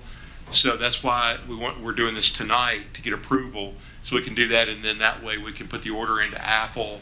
So we'll have the devices in July. If you remember when we did our last buyback, we had to time it on our budget cycle, and we didn't actually get the iPads deployed until around fall break, just before fall break. You good, Mr. Lancaster? but going forward, we will still have a buyback even though they're a lease. Is that correct? Mm-hmm. They're ours. It's a $1. Yeah. So it's a, We own the devices. capital lease, basically. Yeah. Okay, that's all I'm doing. Thanks. Mr. Lacy? So it's not a lease, we own them? Right. It's a little bit confusing to hear the word lease and it's really more of a financing plan, but it's a zero interest, $0 financing. So we're paying for the devices over multiple years, but once that's done, there are At devices. the end of the 3 years, they're our property. Exactly. Mr. Lacy, if you look, there's a quarter on the end of each one because it's a $1 purchase at the end. So with the 4 payments, there's a quarter. And so, or 33 cents if it's 3 years, and then that way at the end of it, we own it. But it's basically Apple's way of giving us interest-free financing. Ms. Barnes? Yes, just a quick question and one comment. Question is you talked about a Vanny, I think, Mhm. someone that come in and help Mhm. maybe deploy or Yes, ma'am. support. Will we still have that availability? We will. Okay. We will. And how many, is that something we pay for? Or is that part of this lease program? It's worked into the lease, but it is something that we pay for. It is a Okay. person that we pay for. And how many hours, or do you know off, He's- just as needed? Or He's full-time person. He's full-time? Yeah. Okay, Yeah. excellent. have access to Apple professional learning services. Okay. Cost an enormous amount of money. Excellent, excellent. And just a second comment is thanks to the district for having the vision to bring the technology in. I can't imagine this going away and our students not having it, so thanks. I think, one of the first pictures that Mr. Brown showed kids getting their iPads. And, there's a picture, it's not up there, we've got a picture, and it shows a boy, and he was so happy. It was the first time he'd had a device of his own in his life. And when I think back, when COVID hit, and we had kids that couldn't get access to internet, but then we had houses where we had 1 or 2 devices for 4 or 5 kids, and they were trying to manage Zooms and everything else. To think about how we've leveled the field for all kids to have not just access to a computer, but to have access to cutting edge technology that they can create with, that they can build with. They can make a podcast, they can do their math homework, they can access the world in ways that are very safe and secure. I would say, if you look, you heard Dr. Whitaker and Ms. Brown mention securely earlier. We're able to look at, one of the other benefits that we get is we are alerted at 11 p.m. or 2 a.m. if a student accesses their device and puts up something that's self-harm. We're notified immediately. We have a team of crisis social workers that engage those threats quickly. They work with school administrators and school counselors to make sure our students, it's just another layer of protection for our kids, and that's the kind of systems thinking, that I look at and I think about how everybody's worked together across the board. It's not any one department that's done this, it's everybody working together, and it's benefited, most importantly, our students and teachers, but it really makes a huge impact. If you look at Course Mojo, that's impossible to do without our iPads. It's not impossible, but it's not as effective. Any other All right. questions? Thank you, guys. I really do appreciate it. Mr. Lacy? And I guess we're financing this through Apple for 3 years, is that? It's a 4-year plan. Thank you. Thank you so much. I will say one thing, it's not a question, Mr. Brown, so you can get some water and sit I'm- down if you want. I do remember when we first voted to add this technology to our schools, there was a lot of conversation, and I don't want to put words in his mouth, it might have been Mr. Lacy, the cost, that upfront cost of 8, 9, 10 million, whatever that was.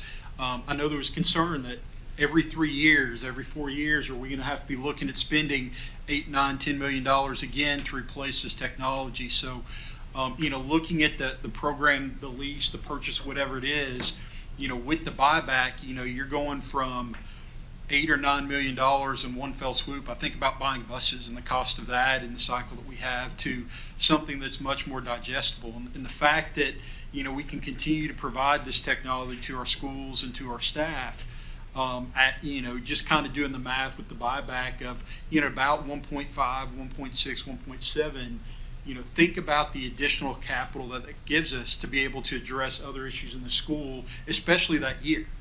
And so, I appreciate the work that you and staff have done with Apple, the technology that we brought in, and the ability to kind of look at where we're at after that initial purchase, which was a huge upfront cost, to say, how can we continue to provide this, but in a way that makes more fiscal sense for our school system to be able to manage that cost long term. So appreciate all the work that went on behind the scenes, because we're seeing just a little bit of the work that's been going on the last year, 2 years. So thank you.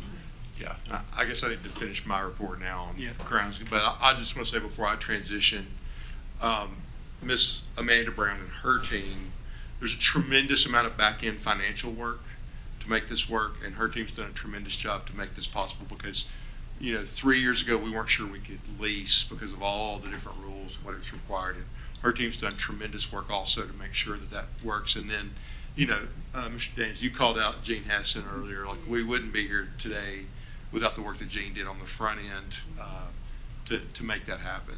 And so, Gene, I know it's a big accomplishment for you.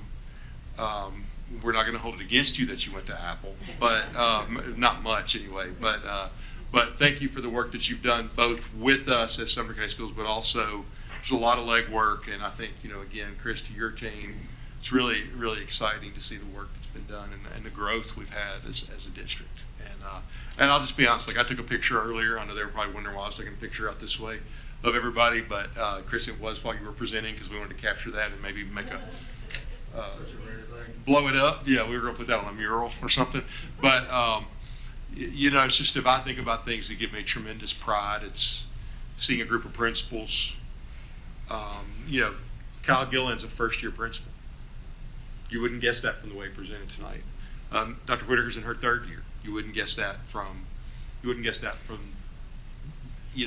That requires. And if you could see Mr. Cripp's face while she was presenting, the pride.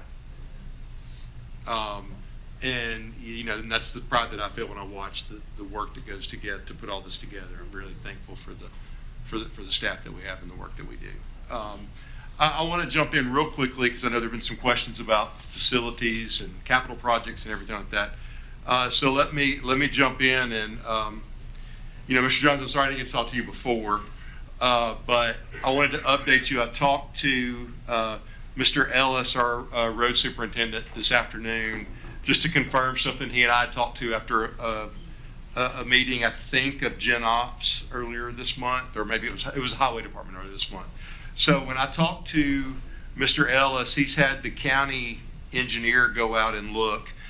Basically, what we have on the Liberty Creek campus is a retention pond that at certain times when we have heavy rainfall will overflow and run down the hill. Now, the dilemma that we've been in is that our civil engineer and other civil engineers have looked at the runoff, and it's less runoff than was there before, and it's cleaner than it was before. So by the terms of the contract that we had with Biskin for building the Liberty Creek campus, they more than exceeded what their responsibility was. So we can't force a contractor to address something that's not a problem in the contract. That does not help Mr. Jones and his family with the water that runs onto their property. So what do we do? So Mr. Ellis and our county engineer are working basically, so understand, I am neither Mr. Ellis nor a county engineer. So I'm going to do the very best I can to explain it, but I confirmed this with Mr. Ellis this afternoon. So basically, when the retention pond reaches a certain level, it overflows. They're going to put an outflow valve there that will push the water through the grass on the Liberty Creek campus down into the ditch where it's supposed to go, and then it'll flow out like it should. It's not a very expensive, I don't think it'll be very costly for the board, but it's something that, you know, we haven't done anything wrong, but we also want to be good neighbors, and it gives us the opportunity to solve a problem that's probably been 3-4 years or longer, and, you know, we want to make sure that that happens. So that's on that issue. Earlier in the fall, we had a situation where the contractor that built the sewer from Long Hollow Pike up to the Liberty Creek campus, you know, obviously happens most of the time when you get to the end of big jobs. They didn't do everything they were supposed to do. We've been back and forth with White House Utility District because, you know, when you're dealing with sewer and you're dealing with sewer construction, White House Utility District has a big say in how that flows, literally. But White House Utility District, since I think I updated y'all in October, White House Utility District since then initially thought that it wouldn't be that big of a job. Now they think it might be a little bit bigger. So they've had the area surveyed. They've got an engineering firm designing a drainage plan currently. They hope to put it out to bid in mid-February and for work to begin in the spring. So I will try, as soon as we get an update, we'll continue to ask White House Utility District. As soon as we get an update on that, I will probably, if it's in between, if it's out of board meeting time, I'll just update you at the board meeting. If it's in between times, I'll update you. I'll update you by email. I've got athletic facilities, but I'll stop on those projects if you have any questions. Is this the gentleman back here, I guess, at his house? He was raising his hand like he wanted to say something. Would it be all right if he came up? I don't know the man, but it'd be okay if he come up here and talk to us. I think what we need is we need a motion to suspend the rules, and then the board will vote on whether to allow that or not. I make a motion to expend the rules. All right. I've got a motion. Do you have a second? Second. I've got a second. Any comments? All right. Let's go ahead and let's do a roll call vote. I do think, like, you know, from the standpoint, I appreciate that he's here. Just my perspective from the standpoint of the issue being addressed. There's a lot of information that Mr. King provided to us about the situation. You know, I know we're trying to address the issue through the use of our highway department. So I'll be a no, just because I think we're addressing it. And I think if there's issues after it's addressed, then we can come back and have conversations about what the next steps are. I do know it's been an ongoing issue. I do know there's a lot of concern about it, and I do know we're trying to address it right now. But that's my perspective, Mr. King. Yes, you know, I don't think there would be any harm in letting him speak. It's his property. He's the one that we're trying to be a good neighbor to, and I would love to hear his perspective and provide maybe more details that I didn't provide, and maybe explain a little bit more about what's happening on his land in a little more detail. So that's why I would love to hear what he would have to say. So, Charles, if he were to comment, what's the time frame? Normal 5 minutes, and is it specific to it'd be normal 5 minutes to address the board. And what topics are we trying to cover with his comments, or is it just open-ended? No, it would be directed specifically at the concerns with his property. Okay. Mr. Leeson? Yes, I mean, like I said, when Dr. Langford was talking, I just saw the man raise his hand. I thought it would be a good idea for us to hear what he had to say. My recommendation, I don't have a big stake either way, but I think it would probably be more appropriate if we let the county engineer and Mr. Ellis talk to Mr. Jones, make sure we're on the same page, and then I'll talk to them, and I can talk to Mr. Jones too. Make sure we're on the same page. I'm not sure what we're going to be able to. None of us are engineers, or, well, I mean, some of us are, but I'm not. So apologies, Ms. Brennan. You know, I'm not sure, just in terms of time, how much we gain from that when I think we can work it out, and I can be happy to report back to the board after those conversations. Thank you. All right, Mr. Johnson, can we take a roll call vote? I'm sorry. Sorry, Mr. King. Yeah, I think there's a lot more going on with his land, and I think the board needs to be informed of this situation. It's been going on long before new members were sworn in. And I think he can give us a lot of details that we, I think, need to know. You know, having a conversation in private between them, this is something that we're engaging in. I think he provides a background, and this is the man. This is the guy whose property is affected, and he's been very gracious to come tonight. So I would love to hear him speak. Thanks. Thank you. All right. Well, let's go ahead and do a roll call vote. Yes, sir. Ms. Hayes. Ms. Tucker. Mr. Lancaster. Yeah. Mr. King. Yes. Mr. Hollis. Yes. Ms. Brandy. No. Ms. Stewart. No. Ms. Barnes. No. Mr. Lacy. Yes. Chairman Daniels. No. Motion fails 6-4. Do you have any, Mr. King? So, Mr. Chairman, can we get a more in-depth description of what is the remedy that is being proposed to fix this property? 100%. So Okay. I think, and again, I think that gets into what Dr. Langford was just talking about. I'm not an engineer, so I don't know the specifics. I do know it involves some type. I'll just pass it off to Dr. Langford real quick. I don't know how much detail he'll be able to provide, but I think that's why that conversation with the homeowner and with Mr. Ellis, where they can explain exactly what's going on. And then I would ask that once that discussion is had and we have an agreement on what's being done, we can then get an email sent to us that says, hey, here's exactly the steps that are being taken. And again, I hope this addresses the issue.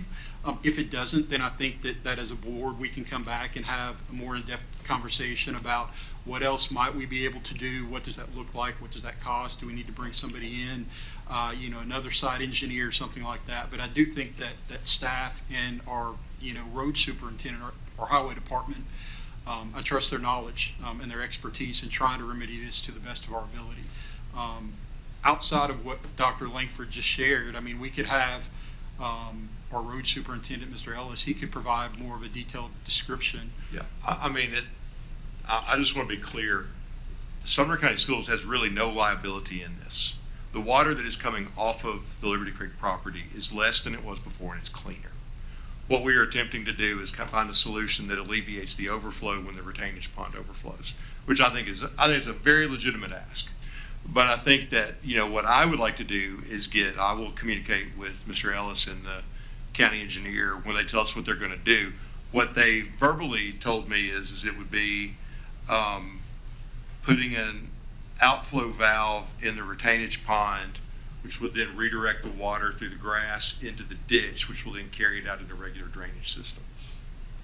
And I think in addition to that, that provides our homeowner with the opportunity to ask the questions that he needs to ask about, the property and the resolution to that, and then allow, staff to make the decision on when we're able to do this. So, but yes, 100% we can communicate with you, actually with the entire board as far as exactly what's going to happen, how it's going to work, timeframes, things like that. Does that answer that question that you had? Yeah, just another question. I mean, the state gives the authority and jurisdiction involving building schools solely with the school board, and to me, I'm just wondering, is this something that we would partner with the road superintendent, and is this something that we would pay? And I'm also curious about, every civil engineer has an insurance policy that covers these kinds of things, errors and omissions, those types of policies, and can we explore that as well? Because I think, having the sole authority to build schools, it's not with the county commission. It's the state is very clear. It's the sole authority to build schools lies with the school board. And this was a school that we built, and this was a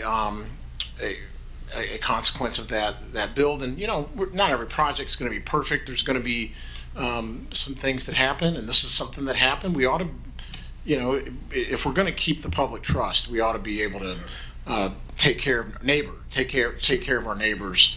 I will say there's the retention pond, the drain from that pond is directly, literally dumps the water onto Mr. Jones' land, and I sent a video to the board on an email. Y'all can see it looked like a geyser, and it's just pumping that water onto his land, and it's overflowing that retention pond of his. And what has happened is water that came down from the north side of his land is now, and it would come down. There's a creek that is no longer being serviced, that natural flow of water. And he has a pond that's down about 4 feet. This affects his cattle. It's affecting his livelihood. So it's jeopardizing his livelihood. That water that ran off from the north part of the property is now being diverted by the asphalt and the roadway down to that corner of his property in that retention pond. And so I think there's going to be a lot more involved than just dealing with that one corner. I think there's going to have to be some grading done on the northern side, on either side, maybe on the other side of Wolfpack Way, to bring water coming down from the campus onto the north side of his property.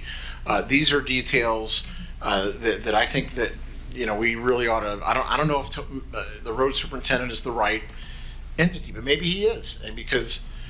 To me, I think I would think we need to get an RFQ for a civil engineer to go out and look and really give us a recommendation on corrective action.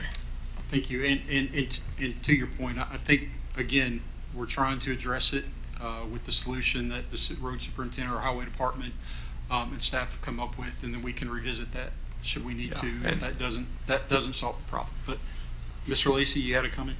I was just saying, why was this not added to the agenda? We spent a lot of time talking about it. Why couldn't it have been on the agenda, and then the gentleman could actually signed up to speak? It almost makes it sound like we're trying to silence him where he can't speak to us on the record. If we were good neighbors, you'd think we would listen to our neighbor. But it sounds like the director has said that basically it's not our fault, and it's not Biskin's fault. Well, whose fault is it? It's not the landowner, and I'm just going off of what I've heard here tonight. He didn't make the decision to build Liberty Creek. I just don't understand the cover-up. Why not to allow him to speak? Why do we not want to hear and get on the record what he had to say? Why would we not want to hear what he had to say? Ms. Brittany? Point of order, we have asked, answered, and voted as a board, and we have board members who have both here tonight and in other county meetings spoken against the will of the board, which is something that we've all decided as a team that we want to uphold. So, and I would just say that, not everything is a conspiracy theory. That's an easy go-to when you don't feel like your voice is being heard. All I can say is, there's nothing to vote on. We got a message from one of our board members asking us to address the situation. I spoke with staff. They've talked to the highway department to come up with a resolution. And I think that's the next step. There's nothing for us to vote on. There's no money for us to vote to spend on. If we need an RFQ at some point down the road, then I think we can address that at that time. But we've got a resolution that's being offered by our school system to try to address this in conjunction with other departments within our county to try to resolve this. So, obviously everyone's open to their opinions, but not everything is a conspiracy theory.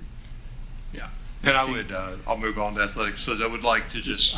Mr. King, did you have? Yeah, just one other thing on the property. You had mentioned that White House was going to, for the other property across the way, Mr. Gregory's property. It was mentioned that White House was pledging to cover half of the cost. Is that in writing somewhere? And if they just looked at, can we see that in writing? That's been said twice now in our meeting. The White House is going to cover the half of the cost of that. I'd like to see that in writing. I think what we actually said was it was in conversation with them that they had offered to do that, but no, there's nothing in writing, and there won't be anything in writing until we actually get as I mentioned earlier, they've had the area surveyed. They have an engineering firm that's designing a drainage plan. They're going to put it out to bid, and then we will negotiate how we resolve that. I think it's the right thing for us to do, but I also think that it's also right for us to consider, for the taxpayers of Sumner County, that White House Utility District also help offset some of that cost. But that's a negotiation that the board will be made well aware of, and we'll communicate that and we'll negotiate it. And when that happens, and we can get White House Utility District, because I can tell you, White House Utility District could walk away and say, it's yours. You know, that's part of the negotiation, is asking them to jump in and help us with this situation to actually rectify something that's been done wrong. But to clarify, because of the cost of that project, it will come before the board, and we will take action. We will vote on next steps, whether to approve or not approve, whether that's we're paying the entire 100%, 75%, 50%, 25%. That will come in front of the board. So you'll have it in writing when that proposal comes. And as before I move on to athletics, I'd like to also clarify that the board could 100% ask for a civil engineer to go out and study this property. I will tell you that our civil engineer has already done the site assessment. Mr. Jones had an engineer look at it. Okay, also well within Mr. Jones's rights to seek any remedy that he wants. What we are trying to do is to avoid all that.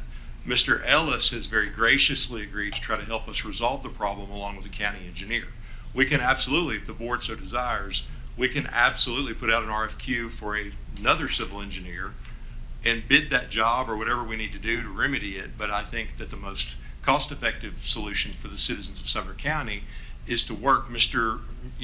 Ellis has built roads and worked on land development his entire life and has done billions of dollars of roads. He knows how to build a road. He knows how to fix drainage. He knows how to solve these problems. Our county engineer is also very, very skilled and very versed. And, before we jump out to do something expensive, I think it makes total sense, Mr. Daniels, as you recommended, to let us work through the process, see if we can get it fixed. And then I'll be happy as soon as we know anything to come back and give you a report, either by email or if we're in a meeting. I'll be happy to share it there. With regards to athletic facilities, just want to give a quick update. I hope, Mr. Lancaster, you asked for this last meeting. I'll try to give a fuller update when we get to our retreat. I'll tell you where we are right now real quickly, because I know the hour's getting long. Beach High School, we're just about done. We're down to, they are going to level, grate, and seed the practice field that was damaged. Eventually, where the practice field is up on the hill, we'll put a track at some later stage of athletic project development. And in the meantime, Beach High School needs a place to practice, so they're going to work on grading that. That will eventually be the infield of the track, but it's where Beach High School will practice now. Hendersonville High School, they're working on the buildings underneath and behind the stadium. It's going pretty quickly, and it's going to look great. Really excited about that work. Station Camp Portland High School are done. Merrill Hyde Magnet School still got some dirt work, drainage work, things like that. Obviously, December, January, tough months. I was hoping we'd get a lot more done, but it looks like we might get 15 inches of snow this weekend. That'll slow us down a little bit. The kids are very excited about 15 inches of snow. As with Merrill Hyde, like with the track, we have to have some warmer weather to put the to put the tennis court surface down so that it can cure before they seal it and paint it. GHS, if you drive by GHS, the bleachers are up now. It looks really good. With dry days, with good days, though, the next part will be to put the cement and everything in behind. We are very hopeful Gallatin soccer kicks off around the first week of February. It's going to be really cold for soccer, but they go ahead and start practicing then. Mr. Johnson, I've been in communication with Dr. Becker at Gallatin High School. Really what we need to do now is just kind of see how far they can get, hope for more dry days where we can get more work done. There will be about a 10-foot cement walkway behind those track bleachers that the Gallatin soccer bleachers can sit on, and then there'll be room in front of that for the traditional, what you see at a soccer field, the chairs and everything else that fans bring. So we're getting closer. Now the actual track itself will go in later in the spring, because you have to have a series of days above 55 degrees for them to put the track down. If you remember, we talked about this with Station Camp. So, the steel came in for the bleachers about 3 or 4 weeks ahead of schedule. And, it's amazing as we watch the bleachers unfold, once that steel comes in, it goes up fast. So really exciting about that. Just another athletic facility update on the consent agenda tonight. You approved replacement bleachers for the visitor side at White House High School. That's the stadium that's in Robertson County that we own. So we will begin the process of demoing the visitor bleachers and replacing them with the sturdy steel bleachers. Any questions? All right, seeing none, we'll move on to the next item on the agenda, new business, discussion or action regarding the Apple equipment lease purchase agreement. I think the agreement's on here with the pricing breakdown. I know we had a lot of discussion when Mr. Brown was up here. Do have a motion to approve? Got a motion to approve. Do I have a second? Got a second. Question, Mr. Lacy? Yeah, I guess I'm going to be the one negative person. Was there a student that, there was an article,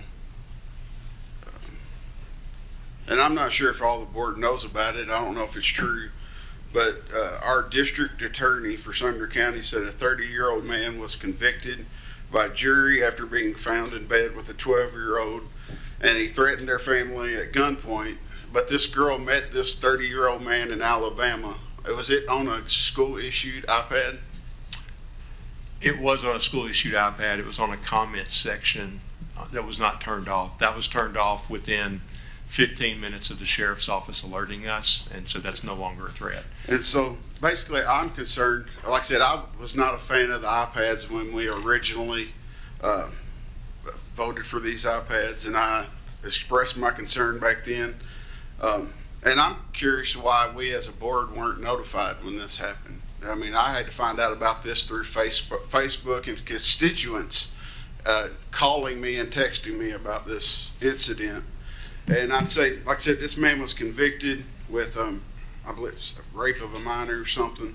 And like I said, he held her family at gunpoint. This is our fault. It's our responsibility to protect kids, the boards.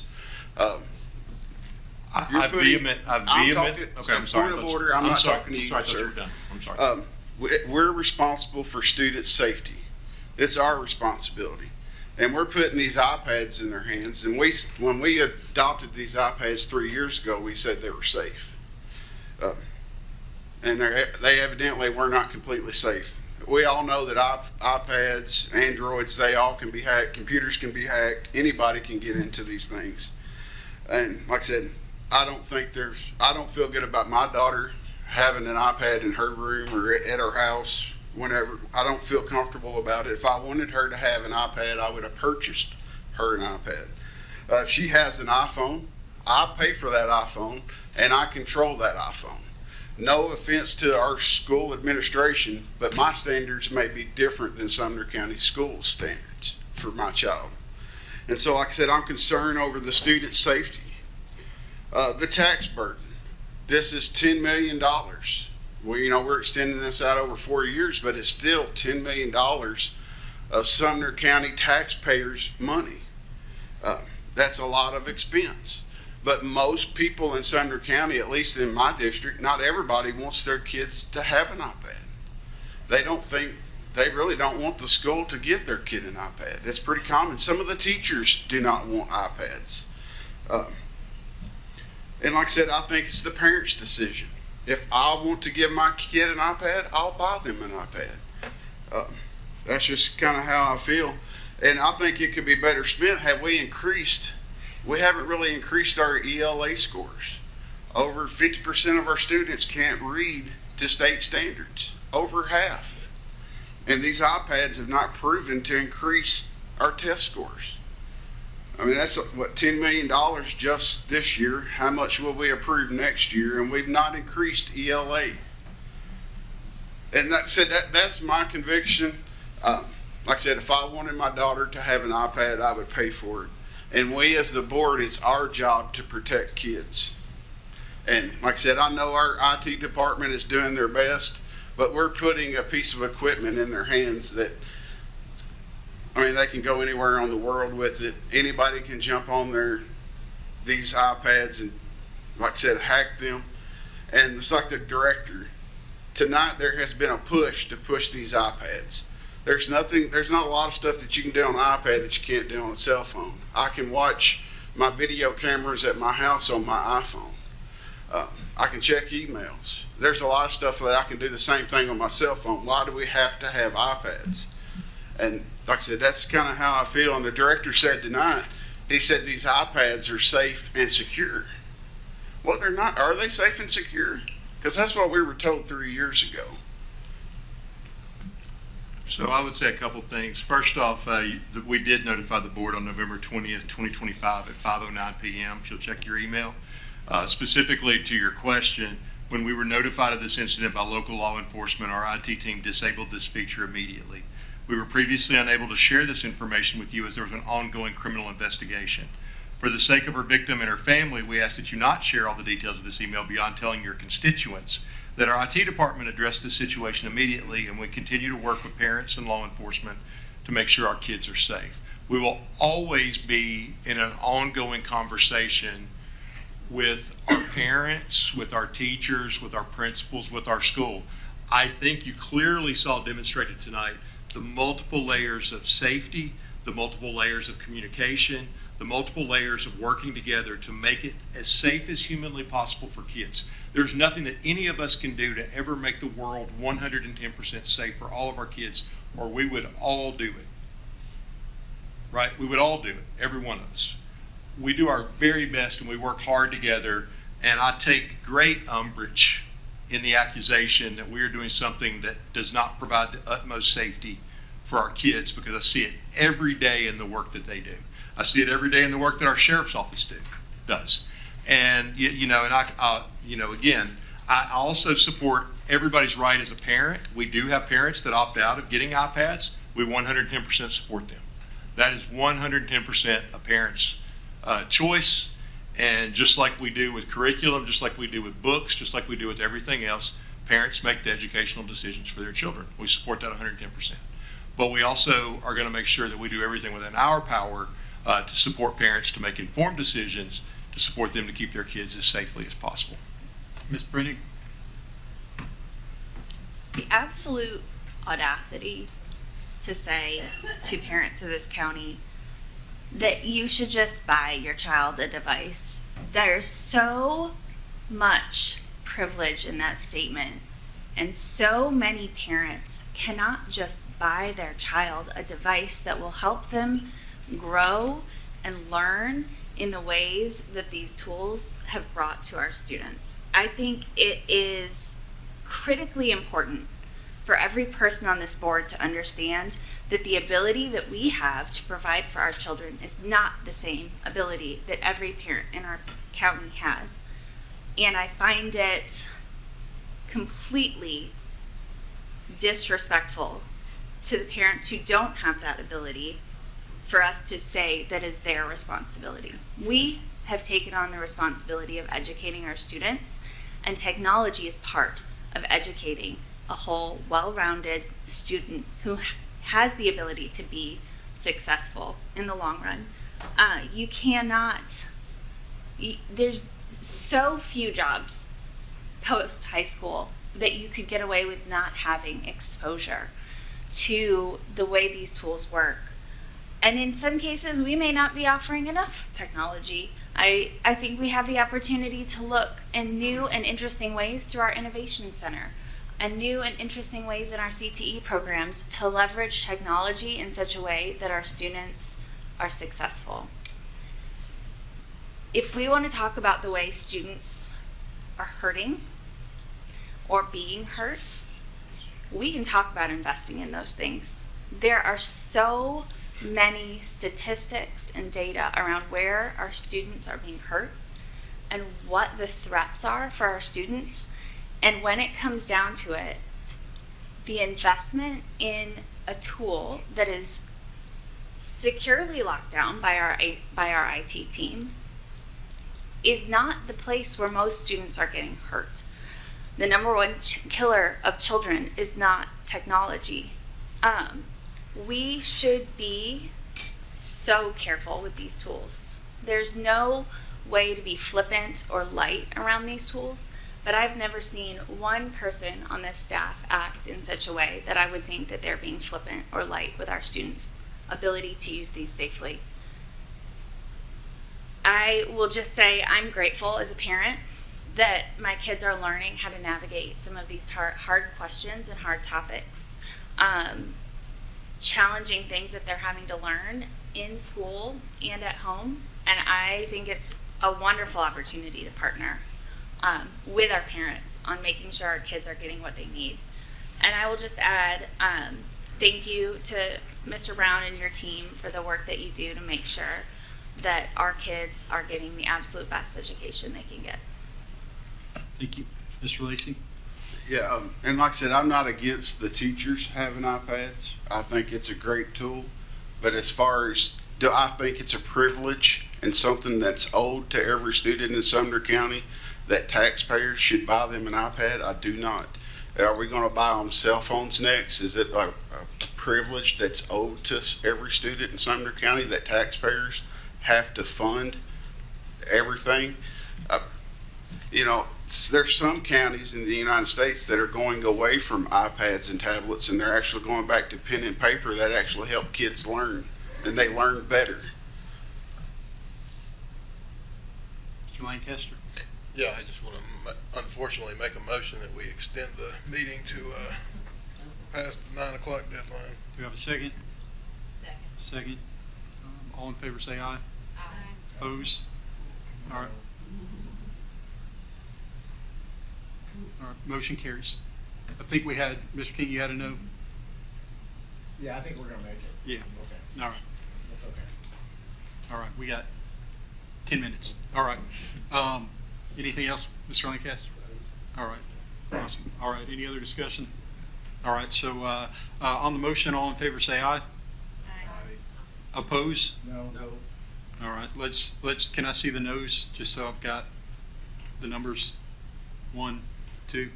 All right, motion carries. Next item on the agenda is discussion or action regarding reduction of retainage for Beach High School Stadium project. Can I get a Motion to group and approve number 2, 3, and 4. And Got a if we need to motion waive to second approve reading, and waive group. that as well. Waive second reading. Do I have a second? Got a second. All in favor say aye. Aye. Opposed? All right, motion carries. Motion to approve. Motion to approve. All right, do I have a second? All right, now I have a second. All right. Any questions? All in favor say aye. Aye. Opposed? Motion carries. All right, maybe we will make it. Discussion and or action regarding amendments to the general purpose budget. Motion to approve. Point of, wait, have we skipped the playground? Oh, I'm sorry. My Sorry. fault. Yeah, I thought you grouped everything. Whatever. My fault. I thought we grouped everything together, so didn't see a letter there. So anyway, all right. Next item on the agenda, still under new business. Thank you for calling me out on that, Mr. Lancaster. Discussion or action regarding the selection of the Playground Master Development Plan Consultant. Do I have a motion? Motion to approve. Thank you. Do I have a second? Thank you, Mr. King. Any questions? Seeing none, all in favor say aye. Aye. Opposed? Motion carries. Now we'll go to unfinished business. All right, thank you. Discussion or action regarding amendments to the general purpose budget. Motion to approve. Our second. All right, comments? Seeing none, all in favor say aye. Aye. Opposed? Motion carries. Next item is discussion or action regarding amendments to the federal budget. Motion to approve. Thank you, Ms. Lancaster. Second. I've got a second. Comments? Seeing none, all in favor say aye. Aye. Opposed? Motion carries.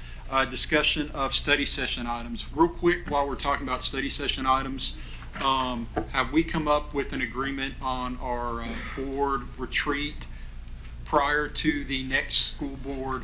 I am so glad you asked that question. So our board retreat will be starting at 3 p.m. on our normal study session date, which is February 3rd. We will be at the Innovation Center, and we will provide dinner. So February 3rd prior to the study session. No, so February 3rd we had talked about. What we had talked about was doing the Combining retreat in lieu of the study session.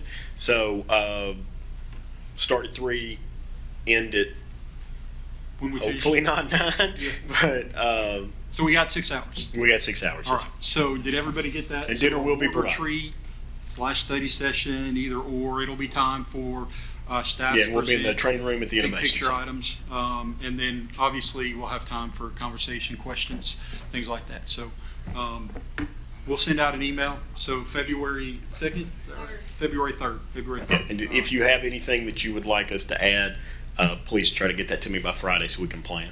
All right, thank you. All right. Comments from board members. I'll start with Mr. Lacy. All right. Ms. Barnes? Just a quick comment.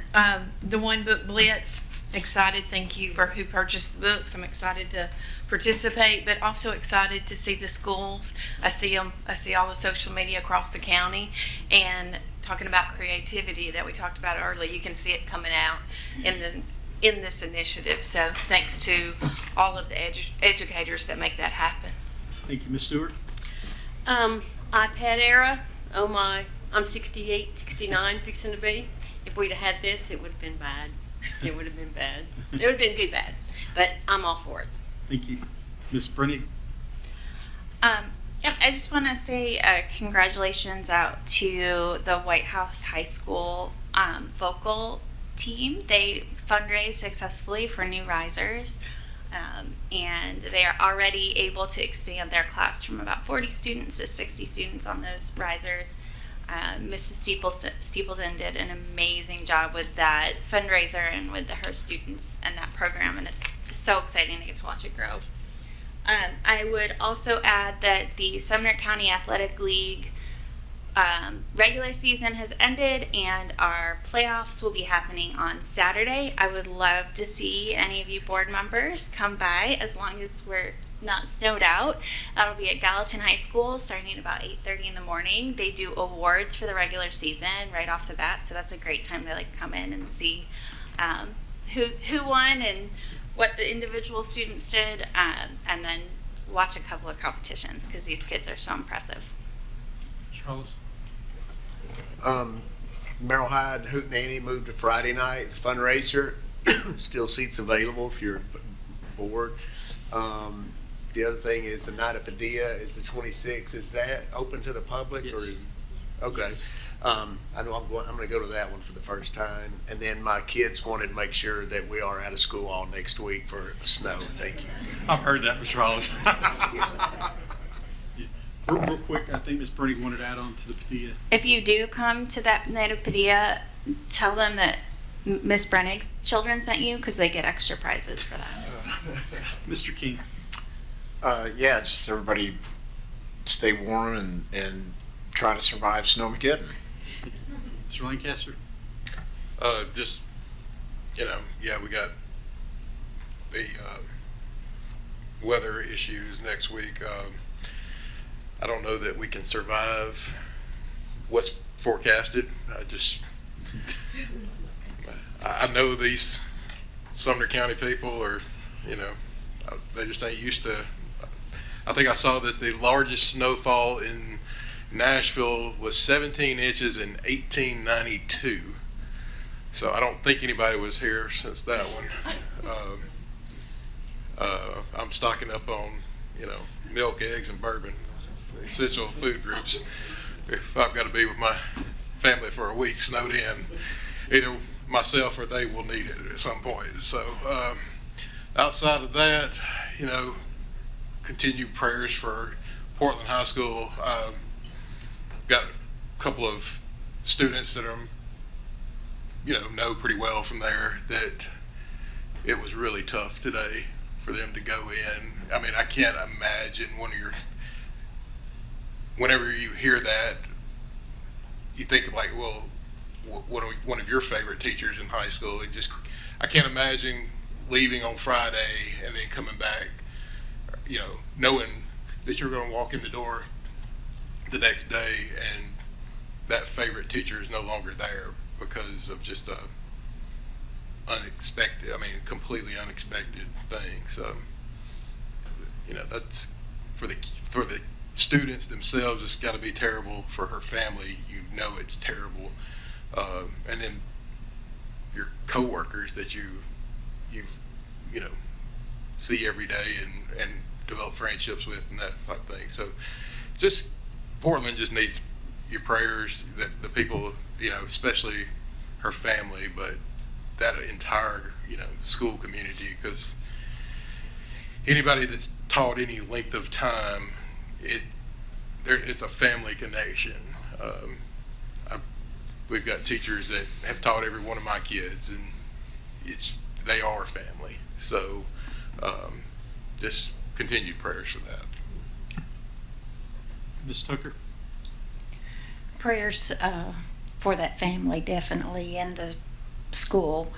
On a lighter note, the Hendersonville High School Stadium is looking great. Like I said, I get to see it every day when I go to work, and especially the visitor side, it's huge compared to what it was before. And so that's going to be really nice when we have some good games there. And Miss Hayes and I's got to flip pancakes on the teacher day that their staff day, and that was a lot of fun. So glad to be a part of that and love to serve them in that way.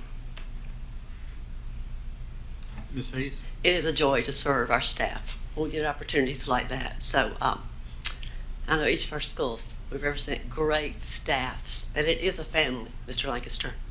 Education is a family business, and you get really close. And so my heart just goes out to the loss there. I thank Dr. Wilson again, and I'd love to see this every meeting that we highlight our choral groups at a meeting. God Bless America, something that they want to sing. That would be wonderful. So I appreciate him and the kids that came out tonight. I think 2 were not able to make it. The Bodega is phenomenal if you've never had the opportunity at Merrill Hyde Magnet. I have another, I was going to go, the Hendersonville High School, which I would like to make a recognition of them in the months ahead. That night is going to be the recognition of the National Japanese Language Exchange. Hendersonville High School is the only high school in the nation picked for this. So there's going to be a program that night, a reception to acknowledge this, and so they will be recognized at one of our future board meetings, because this is, I mean, one high school out of the nation. It's a pretty big deal. So Alicia's done a phenomenal job there, the language program. So that's where I will be. Thank you. Since we're past 9 o'clock now, Mr. King, I'm just going to extend this just a little bit longer. I do have one question. I know we've got the threat of snow, the worst snowstorm in the history of ever. My parents would probably disagree. In 1976, there was a huge blizzard, and we were out of school for like a year, maybe a month. The reason I know that is because I was born in that blizzard, and my parents remind me of that every birthday that I have. So 1976 was a bad year. We were out for a month. But could you just kind of share with the board, I know most of us have been here through this at least one season, although it wasn't really as bad last year, but what is the process that you go through with staff to make the decision? Because I know sometimes it's like, well, we ought to be out, or we think we should be out, or we're waiting on weather, counties around us are out, why aren't we? So can you just real briefly just walk through what that process looks like so that we can answer those questions? Yeah, we don't rely so much on what other districts do because it's just different. And I think for us, it's a process of, I think the decision calculus is we've got a bunch of 16, 17, 18-year-old drivers that we have to think about. We've got school buses that go through incredible terrain, that drive the equivalent of 9 round trips to Disney every day.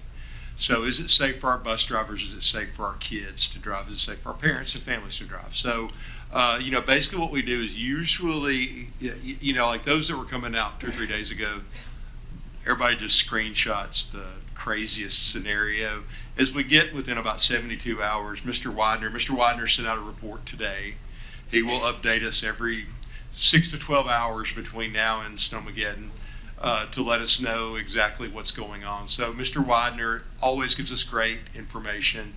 Mr. Ellis, our road superintendent, is out, and what kids should know is the greatest threat to snow days is Toby Ellis, because Toby is really good at getting the roads clean. I've told him it may hurt his re-election chances because the northern part, the last couple times we've had snow days, it's been because of Hendersonville, not because of the snow belt of White House, Portland, Westmoreland. But so we talked to Mr. Ellis, and then Ms. Richardson, our transportation executive director. She's ridden every road in Sumner County. She knows every inch of the roadways of Sumner County, and her team physically get out on buses around 2 or 3 o'clock in the morning when necessary and drive to see if it's a possibility. So we kind of pull all that information together. Mr. Johnson and I talk a number of times, and usually we'll do conference calls with everybody, and then we just try to make the most informed decision of what's best and safest for the kids. And again, I think this is another example of the partnership we have with the rest of the county and you know, Mr. Ellis and you know, Ken with our emergency management service, that it's not just our school system that's going out there making these decisions. We're relying on the professionals that deal with this every day, you know, whether it's, you know, putting salt on the road or whatever it is, to try to make sure that it's safe for all of our kids. Again, parking lots, you know, kids pulling those parking lots, driving to school and things like that. I think one advantage with this storm is that it looks like it may hit on the weekend, so we'll have a little bit more lead time to figure out what things look like on Monday and Tuesday. I think it's a little bit harder when it's a weeknight, where something like this hits, and then you're trying to figure out where are we at, when's it going to hit, what's safe and what's not. So Yeah, let me add this too. We try to make the call early. We don't like making the call the next morning unless we absolutely have to, because it puts parents in such a challenging situation to get childcare. So we try to make the decision by 4 o'clock the day before. Also, I'd like to add that we're going to generally try to stay in school because a significant number of our kids get their hot meals, their medicine, their counseling, everything else. So we're going to be in school as much as possible, but we also want to be safe. Mr. Lancaster, sorry. Dr. Langford omitted the most important aspect of that announcement is once the announcement is made, then everybody gets on, then we all get on Facebook and read the comments and enjoy that time because it's great. Thank you. Yeah, so, you know, with that, thank you for that insight. Just a reminder, study session / board retreat is going to be February 3rd, starting at 3. We'll get an email reminder out. Got a lot of events starting to go on. We've got spring sports that are starting up, practices. So again, we've got kids driving back and forth, you know, even after hours. So just safety for our kids. Thank you, staff, for the presentations tonight. And everybody stay safe out there. So thank you. With that, we are adjourned.